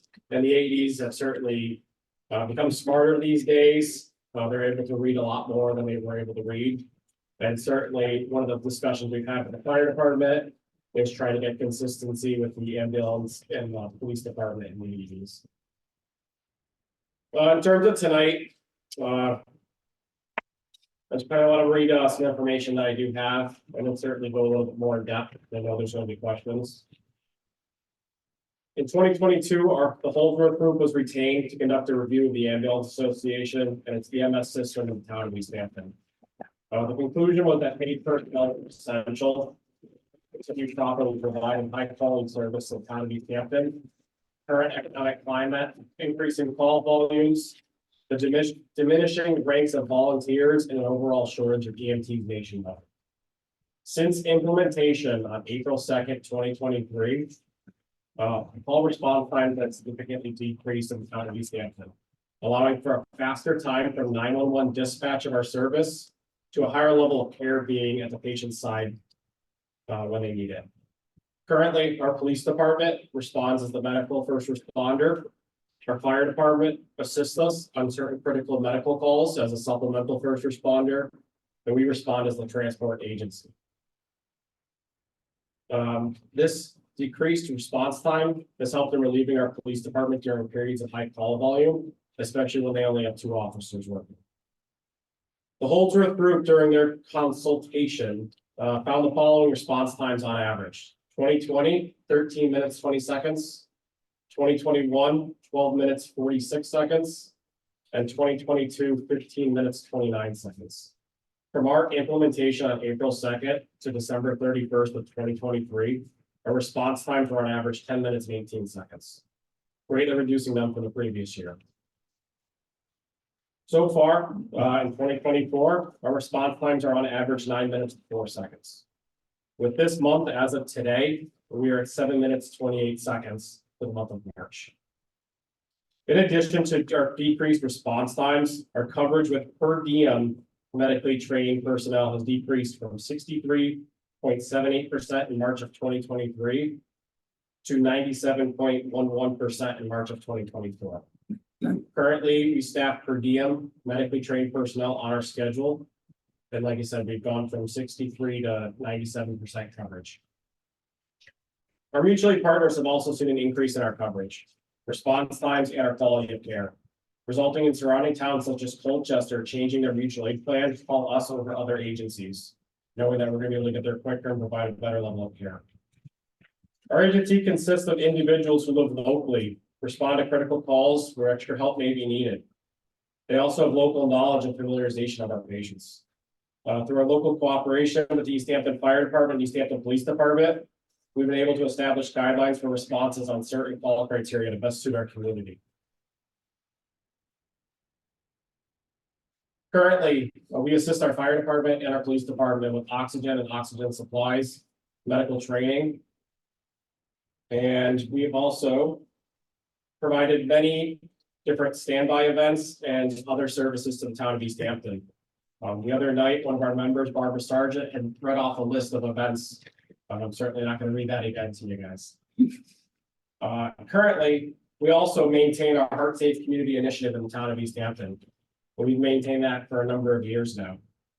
Since 2020, East Hampton Ambulance has provided 239 certification CPR cards to individuals who are either residents, businesses, especially childcare workers.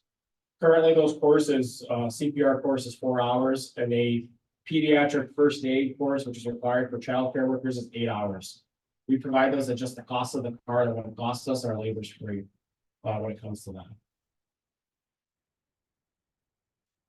As previously presented to the town council and town manager and through the budget process last year, which some of you have sat on, our board of directors has formulated a plan to use our existing funds in partnership with taxpayer support to stabilize and significantly improve our EMS service.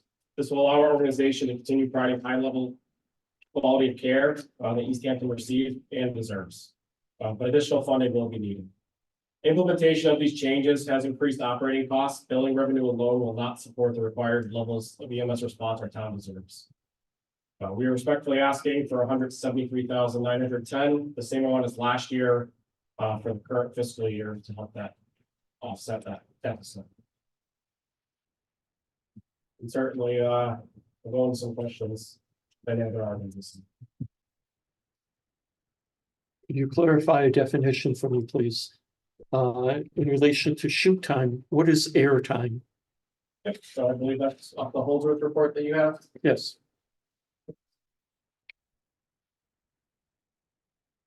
You have shoot time, then where do you see air time? It's referred to in the report, I believe.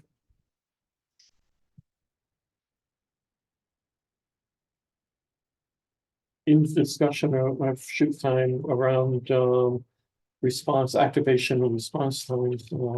Right between it? It's, I don't have it highlighted, it's just the definition that I clarified. Yeah, I think it's more in relation to shoot time. So there are different measures that EMS does when it comes to response times. Depending on how long it takes from time of call to getting on the air, so we sign on the radio, which we consider air traffic. And then the time that we get from on the air to the scene. So we've kind of broken it down and focused more on when we get actually dispatched to on scene, and focusing on those measures in the town. Geographically, we're a very large town in East Hampton, so we could have a great shoot time and be on the air in 20 seconds, but it could take a lot longer to get to where we need to go.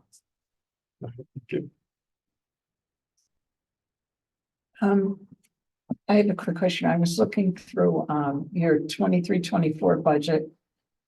And I'm not seeing anything for fuel. And how is fuel addressed? Yep. So currently, we get fuel from the town of East Hampton. Okay, Years ago, there was kind of the unofficial agreement that with oxygen supplies, other medical equipment, that there would be fuel for the ambulances. roughly how much is that? Do we track different departments, Jeff? We've got Bob's. Okay. I don't know that. What is it? We could easily get that. They have little fobs when they go up and Oh, use the fuel. So that way they can track it between different areas, who's filling up and that kind of thing. Every vehicle needs it, actually. Every vehicle needs. Oh, it's in a vehicle? And every Yeah. person that fills up the vehicle has it. Yeah, okay. And roughly how much is that? And that's curiosity. Yeah, I do not know. Well, we can get that. We can. Okay. Yes, there is.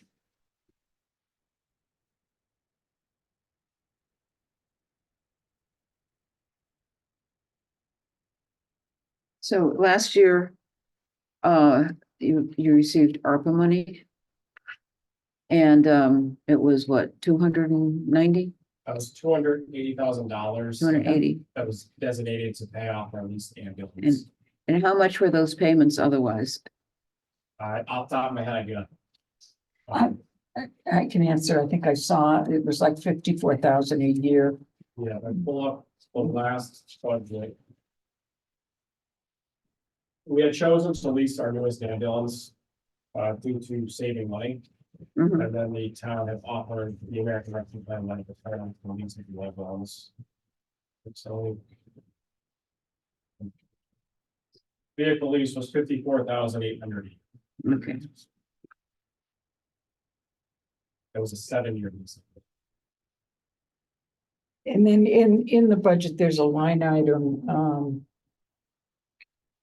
just read. It's 5590. And other purchase services, that's like, to me, it's so generic. Oh, You're right, you're right. and other purchase services, you're right, it is generic phraseology, it's, all, the budget.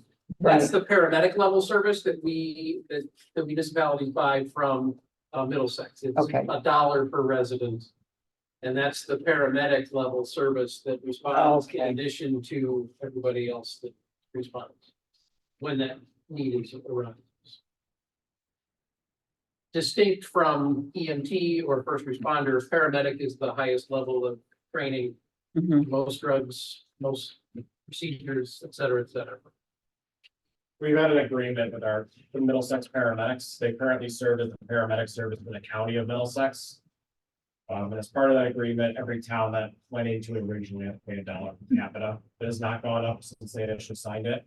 On top of that $1 per capita, when a paramedic does respond to the scene, provide care and transport, they additionally bill for that care as well.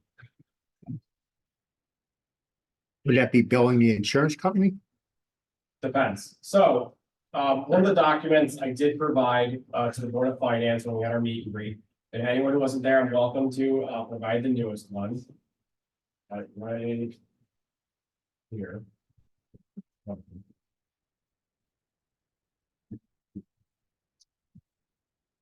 So we provided the town over the years a payer mix, which covers in terms of what we're actually billing out and what we're receiving. We try to bill the insurance if possible, but we do have certain people that have to pay out of pocket themselves, Medicare, Medicaid, VA insurance. And out of, I have the most recent one. No, I don't.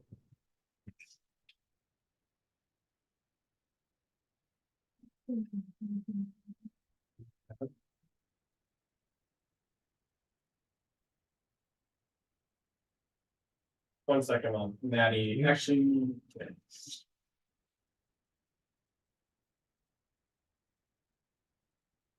Oh, Maddie, I got it. So as of last year, from January 1st to December 31st, we billed out $1,128,586. Contractually, through Medicare, Medicaid, between the federal and state level, we can only bill a certain amount. We had to write off $536,683. There's also bad debt, which goes to collections that we also have to wait on. But currently, from that year, we brought in $486,618. So less than 50%, Less than 15%. Correct. 50, right? Yep, less than 15%. Out of that, that we did bill, that we're eligible to receive, we've only received 90.58% so far. Is there any grants money that are available to cover that 50% shortage? So there is unfortunately limited grant funding when it comes to EMS, federally and Connecticut. Other states like Massachusetts provide a lot more grants when it comes to EMS. On the federal level, we'll hear big about the Assistance to Firefighters Grant, AFG, SAFER grants, which are usually geared towards fire departments. Of that money, usually less than 5% is granted to EMS. And it's usually when we've looked at in the past, we applied to grants back in 2010 and 2011. We didn't receive anything because of our equipment. It was too nice, too new, and we had good times. A lot of it was going to more rural communities that didn't have the funding necessary. I guess you should take that as a compliment then. That you didn't get any grants. And even lately, I've looked into, certainly, I don't have the expertise of a grant writer. I know the towns have talked about it for years in terms of maybe bringing on a grant writer. The town certainly has seen grants. We've looked into it. And unfortunately, it's just a small, narrow window of the eligible clients, and we're not falling into the categories of need for those. I've attended grant workshops, and it just doesn't suit our needs, unfortunately, which is good and bad, but it says we're too good. Very good. Thank you. Are part of your fee services including hospital to hospital movement of patients? No, so right now, the state of Connecticut controls, in terms of whether we're a licensed service or a certified service. Currently, we're recognized as a certified service, providing only 911 transports in the state of Connecticut. If we want to obtain licensure status, usually you have to now designate yourself as a for-profit. There's been very limited nonprofits in the state of Connecticut that have done that. On top of that, we'd have to make sure we get a contract with one of these hospitals. A lot of the hospitals right now, unfortunately, have been expanding their controls and trying to get more towns, more initiatives underneath their belt. Connecticut limits how many ambulances you can have at a time. Every 3 years, you're allowed to ask for one new ambulance without having to go up in front of a petition on it. If you want more under those 3 years, you have to petition and other people can fight you on it, usually your competitors. With Connecticut as well, they control whether you can switch from that certified to licensure status. If we wanted to be able to go to hospital transports, we have to put in a petition, become a licensure status, usually provide that we have a contract with one of these hospitals, one of these nursing homes. And the other services will fight you on it, that have a lot more money, a lot more control of the area. They don't want you to be able to take over these other areas. And a lot of the services have been moving to these transfers from the hospital to another hospital, just because that's where the money's to be made in this. We focus and have to focus right now primarily on 911 calls. That's where our members hone most of their skills in and want to provide the service to. And which, like I said, we purely focus on 911s right now. Do not do. And with the competition that you say, when you say other services, you mean other ambulance services or other towns or cities? Correct. So right now, I'll just give an example. Let's say we wanted to start doing transfers from Marlboro Medical Center to someone back home in the town of East Hampton. There's nothing stopping us from being able to do it. We just can't charge. We can't bill you for it. We can't charge for it. We still have to document a medical call. We still have to write a report on it. We still have to assume the liability behind it. And then it ties up an ambulance. If we wanted to start doing that and start billing for it, we have to be able to get a contract with Marlboro Medical Center. And the first client who's going to tell us no on that is Middlesex Hospital that has right now 5 ambulances, which is going up to about 10 very soon. So they are able to transfer amongst themselves to be able to bring more money into the hospital. On top of that, we'll see most likely a petition from the other larger private services, AMR, ASM, Aetna, who, when Middlesex is unavailable, get second dibs at those patients on bring them. It's an unfortunate situation, and that's how Connecticut is right now when it comes to EMS. And if our ambulance service here merged with someone else that already has an in with hospitals, that's a possibility Correct. to get that extra, the top end fee for the transport. And right now, what you see in Connecticut, and it's happening all over various towns, is, and I kind of said it before, you're limited on how many ambulances you're able to obtain and grow. So a lot of these larger companies are absorbing smaller ambulance services, because when you absorb them, you're able to take all their licenses and now use them immediately. So if you had 10 ambulances that you were using for transfers between hospitals, you absorb our ambulance service, you would get 3 licenses and now put 3 more ambulances on the road. Right now, the focus on a lot of these commercial and private entities are the transfers, because that's where the money's to be made. It's more focus on the money than the patient.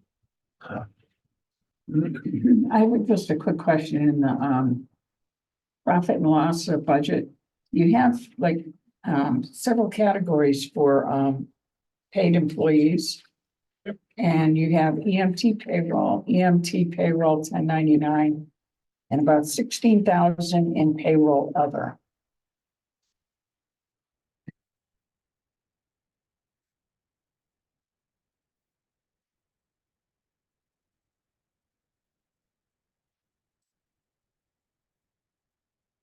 All right, so, when it comes to our EMT payroll, those are all for DM employees, we're paid hourly. During the year, we originally started back then, we currently still have volunteer members and volunteer incentivized members. We were able to look through the government definitions and kind of declare what is still considered a volunteer where they receive a nominal fee for what they get to do. You know, small little kickback for being able to provide their services when they did. Before we were able to determine that we were able to get those get those volunteers at W2 at the end of the year, they were originally categorized as a 1099. About partially through the year, we were able to determine that they were able to become a W2 volunteer incentive member. They were able to have taxes out and not get hit at the end of the year. We kind of hold up on that initially was regarding the stipend for living in the town, and we wanted to make sure that our volunteer incentivized members who do receive the stipend don't get penalized because they're getting taxes taken out now rather than when they file taxes at the end of the year and get hit large. That's why it's broken down. We still have volunteer incentive members. They save us a significant amount when it comes to our actual payroll. And looking at it, we get preference on the schedule when possible, but it also allows them more flexibility in case they can't schedule weeks out and want to schedule on as a third rider, a second crew, assistance that way, even coming opportunity to calls and help with this stuff. I do have a breakdown of how many members we actually have.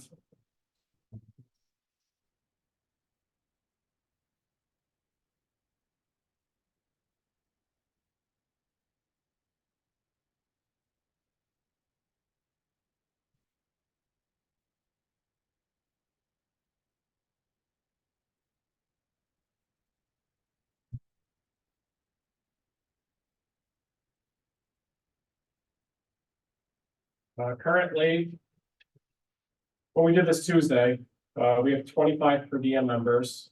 6 are currently in training, 1's on medical leave, 1's on school leave. We have 8 volunteer members, 1 who is 14 years old. 2 are active, 2 are on medical leave, 1's on military leave, and 2 are a partial volunteer. They're doing less than our required 24 hours a month. They're not eligible for the town stipend because they don't meet them. We have 13 volunteer incentive members, 1 who's on medical leave and 1 who is on school leave, honestly. And those who are getting paid, I remember when I was at the facility in December, there was like dorm rooms upstairs. They would stay there in the shifts that they're working. So currently, all our members are required to be at the building. We do have a stipulation for evenings and overnights for if a member lives within either 5 minutes or 1 mile of our building. That way, so our response times are high, but it certainly helped out. We do have a large number of members who live very close to the building. They do work evenings and overnights. So it's helped us out, drop the response time. Previously, we had 1 member who was living up north of the lake. We would respond on the overnights. You'd have to drive to the ambulance, pick up the ambulance, and then drive to the call. So reduce that. I mean, currently during the day, if you go down there, we usually have 2 to 3 people on, and we're able to instantly respond out the door. Once people, sometimes you have to use the bathroom before they respond. They're going to get on a lot quicker to do that. So with what you just said about restructuring where people are, where they're located, that is contributing when you went back to the amount of minutes. It's been say how you structure your people, where they are, how far they are from the station is a big, it sounds like it's a big factor in that reduction of minutes. And it was, so once, Goldsworth had produced his report in September of 2022, we started making what immediate changes we could do, that weren't too much. So we started changing how our schedule layout was done. We previously were allowing, 3 fully trained members to be on a shift. We cut that down to 2. Also account for someone who's on training. We kind of controlled in terms of, staying at the building, we try to reduce response times that way. I do have a document that does have our response times going up to the last few years. And even if we look, yes, and get them down to where we're at.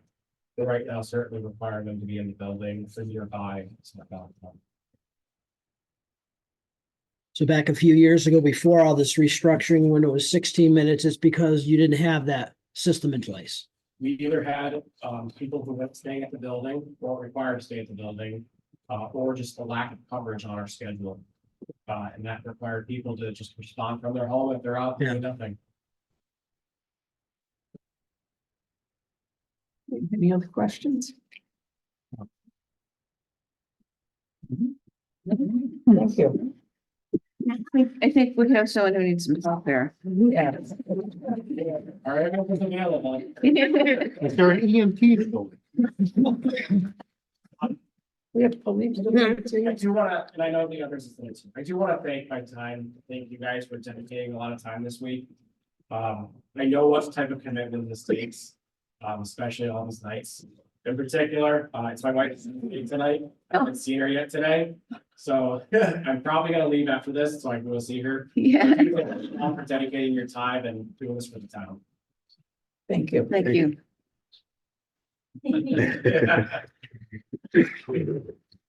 And you got that on recording too. I do. So, okay. Thank you all. All right, Jeff. How about Matt?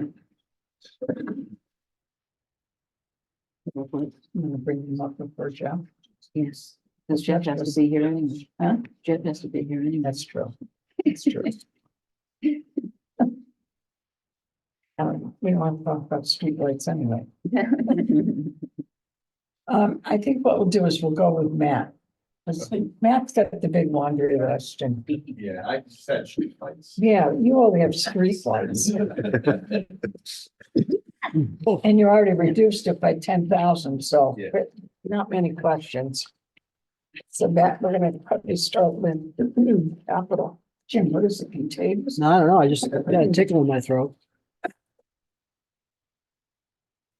No. And Matt, when you talk about milling roads versus patching, I love it. So Okay. you're my hero during one of the tri-town meetings. Keep up the good work. So, good evening, I'm Matt Walsh, the Public Works Director. I guess tonight you guys wanted to focus on the capital first and then. Yeah, do the capital. So, the capital plan, after going through the capital committee process. The biggest things that we have first is, the equipment sinking fund is the purchase of the loader. This is to replace our current loader. Which is a 1960 Volvo. It's severely rusty. It's gotten to the point where our mechanic is fabricating parts for it, because we can't get parts for it anymore. Recently, and I told the story of the capital committee, we were up in the middle loading the truck, and the brake pedal actually went through the floor of the loader. So it's severely rusty. It's hard to get parts for it. It really has to go. Yeah. So we kind of put it off as long as we can. And the cost on that is from state bid, and we have a cost of approximately $180,000. Next on the list, going down, you see the water quality improvements. That is for the water quality projects that you do around the lake. I'm not sure I'm all talking about that. It's the small kind of projects for the planning the watershed. Next on the list is Long Hill Drainage, and I have $60,000 in there for engineering. I'm sorry, $50,000 for engineering. And that is to cover. Yeah. Sorry.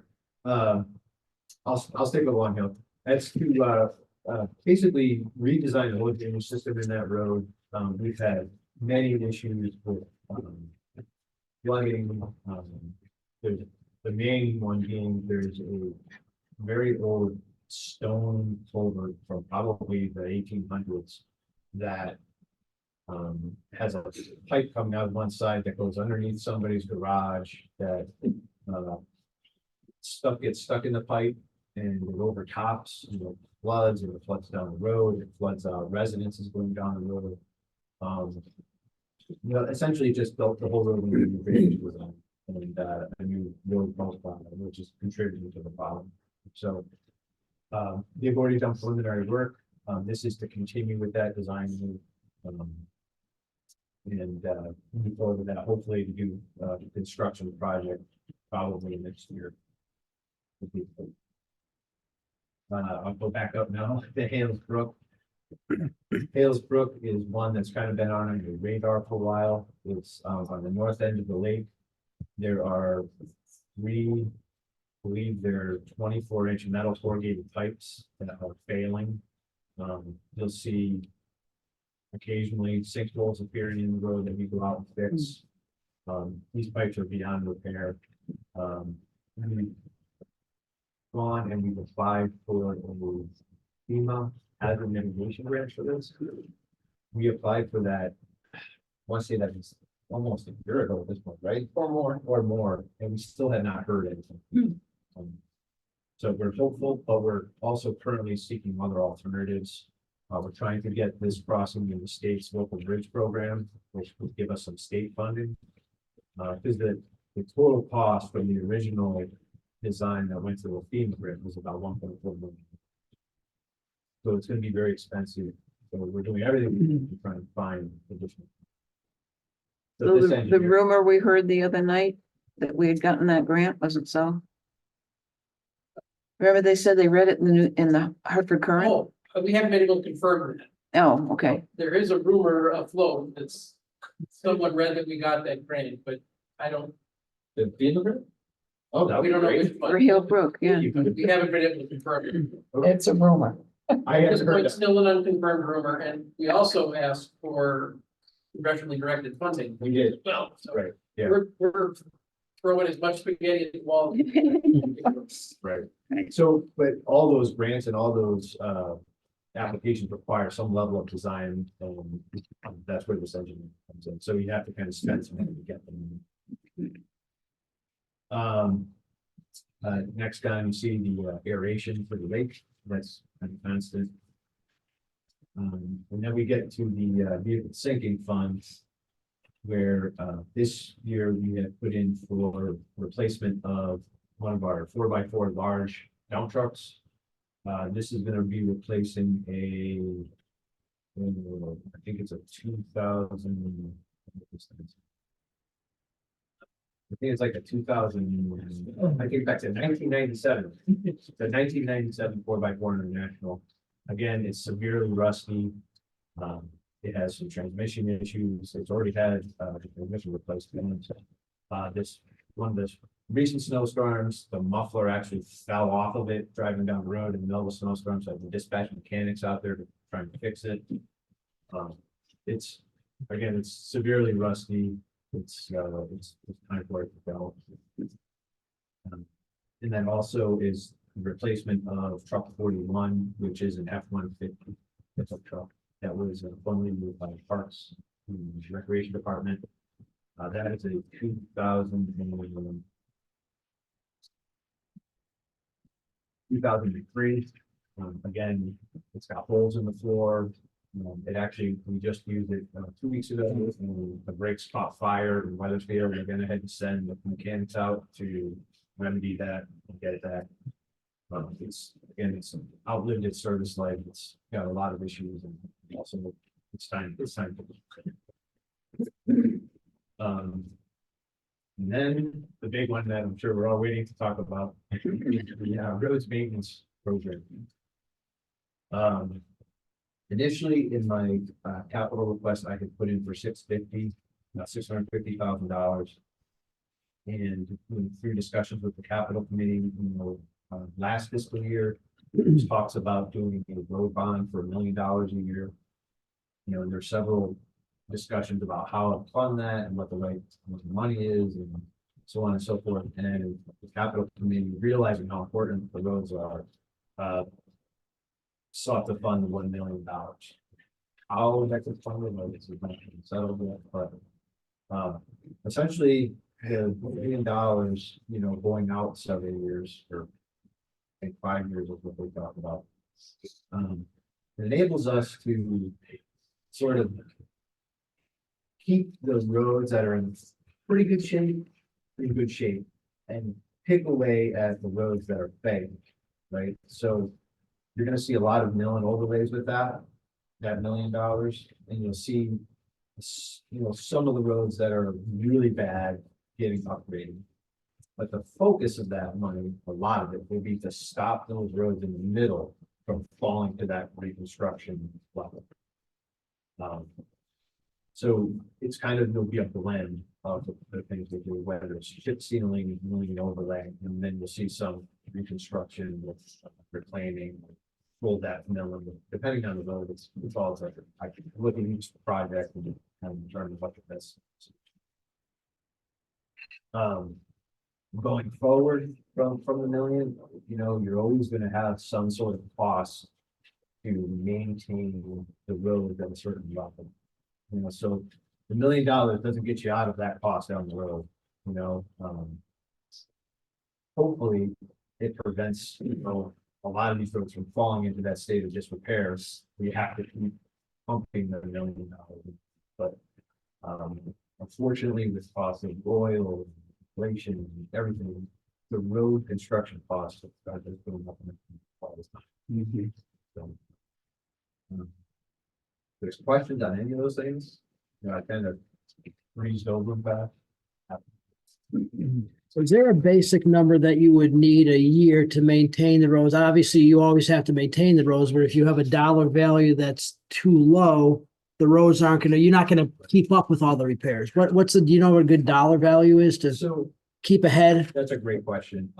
We actually, some of you might be aware, we do a pavement management software system where we rate the roads, to do a survey. I've asked our engineer to plug in that question exactly. If we were spending $1 million, or actually several different variables from the 450 we're currently at $50 million, where does that leave us in years 5 through 7? What kind of money would it take to keep the roads at that 70 rate instead, just for example? So unfortunately, I got an email from him literally before I walked in the door with some graphs, and I haven't had a chance to really review them all. But Dave and I have talked, there's going to be a formal presentation to council, and I'm happy to come back and present that to you guys as well, to kind of show that big picture and what that looks like. If you had extra money like that, would you have the staff to keep up with it? So I think Rich brought up that question yeah, recently that's too. a great question. So a lot of these pavement maintenance techniques are more contractor driven, right? So when we're doing the crack filling, the milling and overlaying, the chip sealing, we have involvement with that, but a lot of it is contractors. So it's not as intense on us as when we're doing complete reconstruction, then we're in there replacing drainage and doing all those things. So there's some of that, mill and overlays, we can normally replace the tops, and if there's any failed pipes that we know about, we'll fix those. But a lot of it is contractor. When you say contractor, I had Lanew Paving come out and do that type of contractor from town here. No, so typically for our stuff, we're using state bids. So we're Okay. using contractors that paid 91, American Industries. They're big contractors. Okay. Like when you see the paver that comes here on our roads, it's the same paver that paid 91. So it's pretty amazing. Okay. And I've had, when we did Park Hill, I was shocked. They had like 20 triaxles of asphalt lined up right with the pavement for us, which is just, there's no way we could do that ourselves. And it's amazing how fast they get it done, and it's super professional. Mhm. And believe it or not, it's cheaper. So I can't go pick it up from the plant cheaper than they can have it put down in place by them. For a large quantity. For a line, right. So we're talking like 2,500 ton. Yeah. Which is, Yeah. On page 109, what is a road material? Is that crushed stone, processed stone, asphalt? Page, on the. Yeah. So, yeah, in the, in my admin budget, the road material is basically all the other things that we need to keep the road up. So it's gravel, stone, Okay. pipe. Salt. Okay, good. And salt, anything that we need to maintain the road. Okay. And then a lot of times, as we kind of get near the end of the budget season, if I have significant money in there, I'll also put that towards paving Okay. or chip sealing or backfilling, whatever I can to make sure we're keeping that. So. Okay. Salt prices have also gone up astronomically. We were paying when I started my tenure here, $65 a ton for salt. Salt prices are now almost $100. So that's a huge impact. So any more capital questions? Yeah, I got one final capital question on the last page. On the bottom, it says the Wapawag culvert repair. Well, Since I live on Wapawag. yeah, well, God has taken that one out of our hands and it's no longer a long-term plan. So, actually, we Jump out of cap. we have not awarded a contract for that yet. We received bids on last Thursday, thankfully. And we had a low bidder, which was actually within our price range, which was good. Our engineers were able to secure a already made box culvert from United Concrete. So we've already put the works together to purchase that. So that's going to save us time and money. So with any hope, we'll be awarding that project at this Tuesday's council meeting. And I believe the contractor is ready to start April 1st. Very good. Thank you. So. I just had to point that out as a jump. Zero. Believe me, that's at the top of my radar. One more question on the road maintenance. If we were to put more money into it and get the roads to a higher level than they are today, is the cost of maintenance down the road cheaper because the roads are in better shape? Yes, right, so it's cheaper to keep roads at higher level, because now you're talking about crack fills and fog seals and things like that. As soon as you start digging down into the real overlay category, that's where the dollars start. To bring all of our roads up to that level, it's going to take a lot more than $1 million. No, So understood. this is a good example, like when we did Clark Hill, and just a portion, about a quarter mile of Clark Hill last year, that was almost $250,000. So it's road reconstruction is very expensive. But that's a good example of the cost. And that one had like no drainage, nothing. That was all woods. Very easy. If we were to call your office, can we find out the status of a particular road where it lays on your priority system? So that's always, that's a great question. So I do a 5-year plan, right? And every year I update that. But what happens inevitably is that over winter time, things change, like Wapawag. Mhm. So this Wapawag culvert, that's my entire paving budget for this fiscal year. So I can't pay any roads this year. $450,000 all goes to that. Last year we had Laurel Glen, I don't know, that whole neighborhood over there. For some reason, it all blew up. So I had to get in there and do a bunch more paving there. So yes, I have a general plan, which helps me to, plan on the drainage work and stuff I have to do, but always there's stuff that changes. So it is kind of fluid. And so I do, people will call and say, hey, am I on the list? I'm like, so I give them the story. I say, you're on the list, but it's not solid. Okay. And some people I say, you're not on the list. That was not as easy as.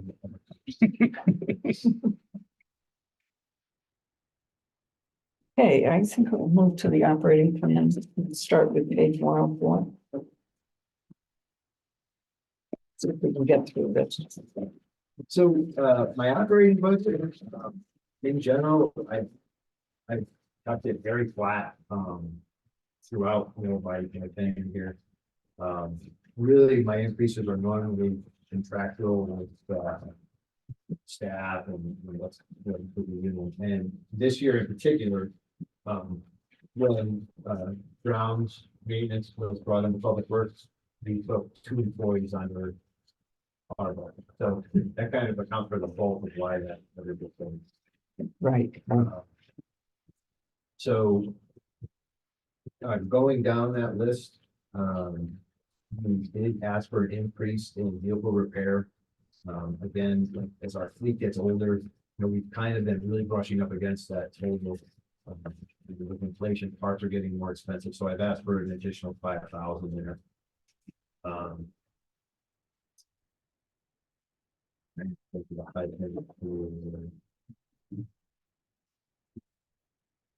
then there's a couple of minor increases, but nothing much expensive. On the ground unit budget. This was kind of difficult to see that, because it was kind of.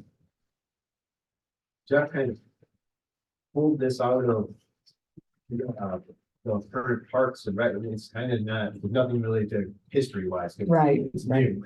So I think Jeff and I kind of put together what we thought from what we spent last year. For what that is, it's really hard for me to speak on it because I didn't know what happened last year. Yeah, no, I That's get fair. that. I get that. If there's any questions though, that's good. Just that, on page 103, under personnel, you go from 14 to 17, and you just said 2 of them was in Parks and Rec. What's the other one? Oh, it's right. As we were talking, I was thinking like, so I actually wrote down all my staff numbers. I messed up when I wrote 17. Oh, It's 16. it's 16? Yes. Oh, okay. Because I was like, And I apologize, I didn't catch. that's my fault. And Dennis was talking about his staff. I'm like, so I wrote them all down. No, All right. 16. Okay. Thank you. Question answered. What do you say? The police chief or Dennis wants extra, that phantom employee. One thing if I could just mention, with respect to the grounds maintenance aspect. You'll recall one of your members last year, who's no longer a member of the finance, asked about, outsourcing, certain services, including primarily mowing. Monday, I think. Monday is. Monday, we take those proposals on an RFP that Matt put together for mowing services. So we'll be looking at that and kind of with real information about whether there's savings to be had, just so you're aware of that. Matt's broken it out into 3 categories that can each be awarded individually depending on their value. Oh, good. So Yeah, that's coming. Yep. We'll see what it looks like. yeah, And I know at least when I checked today, we had at least 4 proposals. So that's Yeah. good. So we yeah, have- that is good. I Good mean, response. it may be that it's not cost saving, but at least we went through the At exercise. least we know. Yeah. Right, exactly.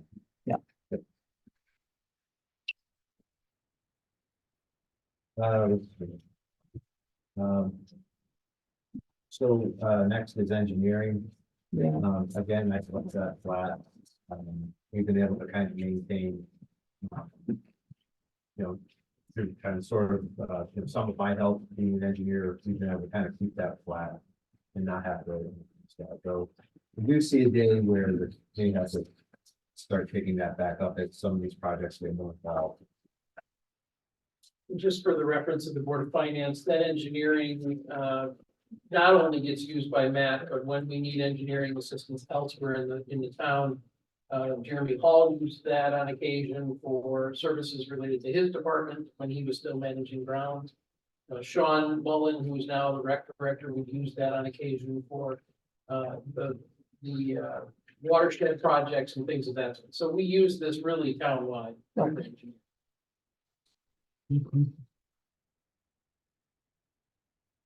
Town garage, there's a slight increase in the refuse removal just due to the cost of carbon going up. We've reduced our supplies line item. So that is a $1,400 reduction and then $1,200 reduction total. Motor fuel, Jeff can pipe in on this if he wants. I know that, I think we secured a last contract coming up. Diesel. Talked about, right? Yeah, diesel we locked in just under $3 a gallon. In about 2014 cents. 250 gas. So that's a big return for you guys.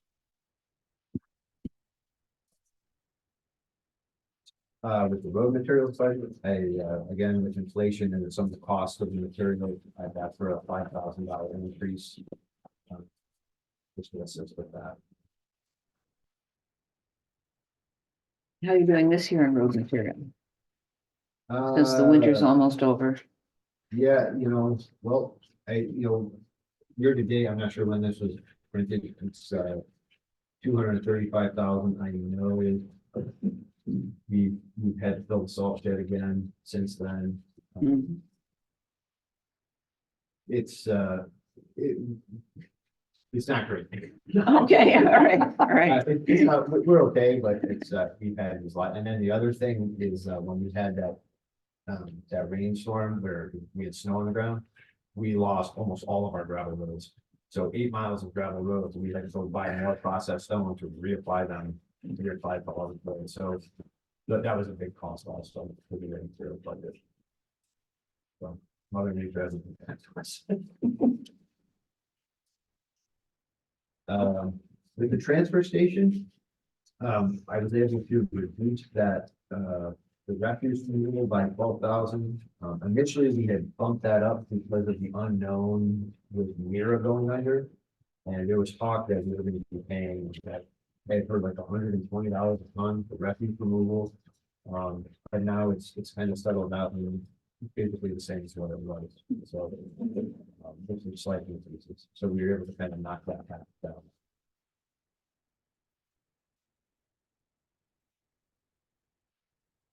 And then lastly is water under Public Works, but David said he was going to speak on it. Unless there's other questions before he takes the helm. I don't have anybody else. I'm good. No, I'm fine. Thank you. Good job. Thank you, Matt.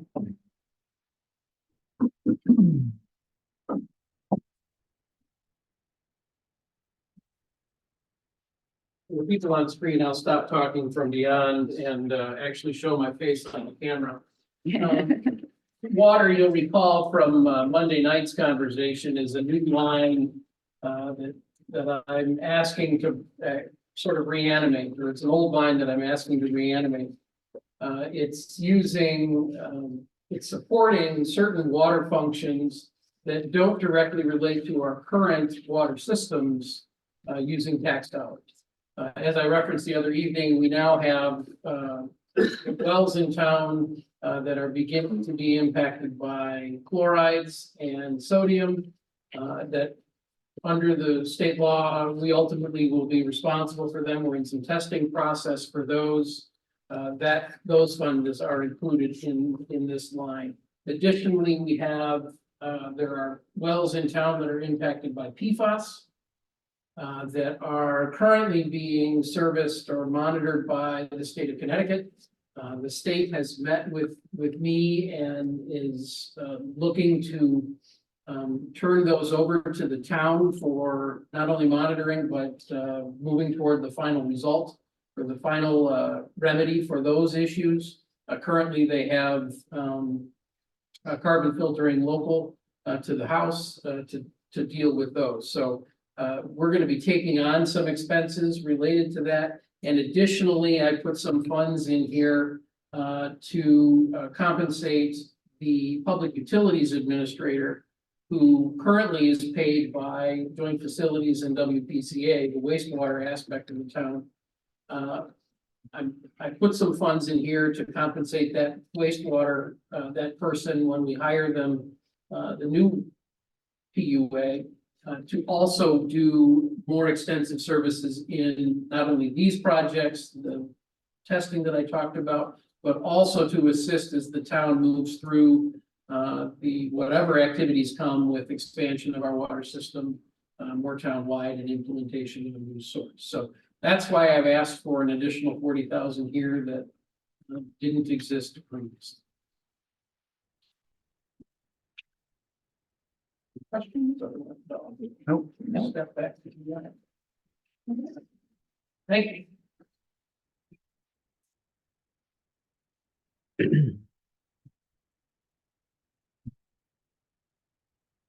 I think that's the end of the list. The only thing we didn't talk about thus far was debt. I realized that was missing off the list. I don't know if you want to talk about debt service. I know it's a riveting, but it is a $218,000 reduction in one of that. Yeah, I can talk about that. yeah.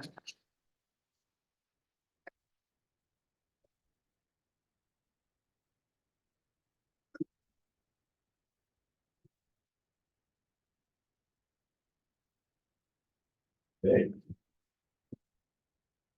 So our debt program is composed of three components: principal, debt interest, and tax exempt leases.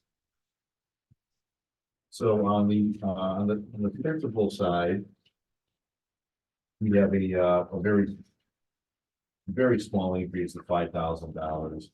If you go to page 131, you could see the description when we issued the debt and the maturity dates and what the original amount of the debt is. And obviously over time, you're gonna see that in chart, it's gonna start to, as we paid off that, the chart's gonna start going down. So that was a $5,000 increase to the debt. Where you're gonna see a decrease is if you flip, it's going to be to the interest. And interest is going down by about $223,000. Roughly a little bit more than half of that is just normal interest reductions. And then if you look at the very bottom, we have a reduction of just over $100,000. And that's we're using unspent bond proceeds, note premiums, and project interest from old projects that are closed out.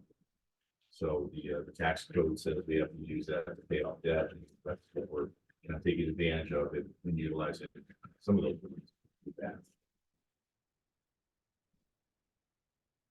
And obviously you see the decrease in interest payments is much more rapid than the principal. And then lastly, we've got two capital leases right now standing. Public works equipment and the fire department tank. And that'll stay low 4 years, and then when the equipment is paid off, then we'll see about a $44,000.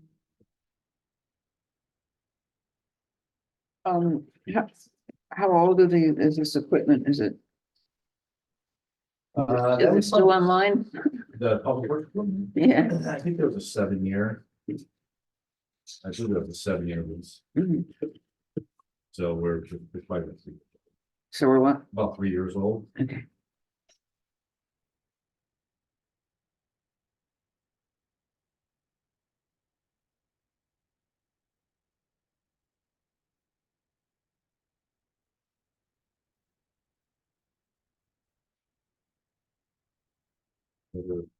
That question.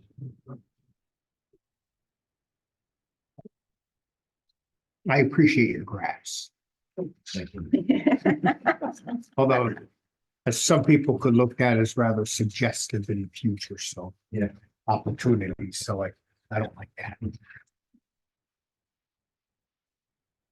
No one else have questions? Are we all set? I am. So, Can I have a motion? Oh. Please, Motion to adjourn. please. I second. Yeah, it's a long one. Yeah.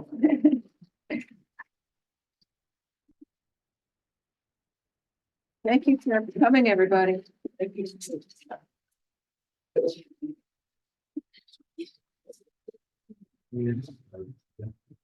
Not gonna be hanging around. no, I didn't get a chance to eat dinner before I came, so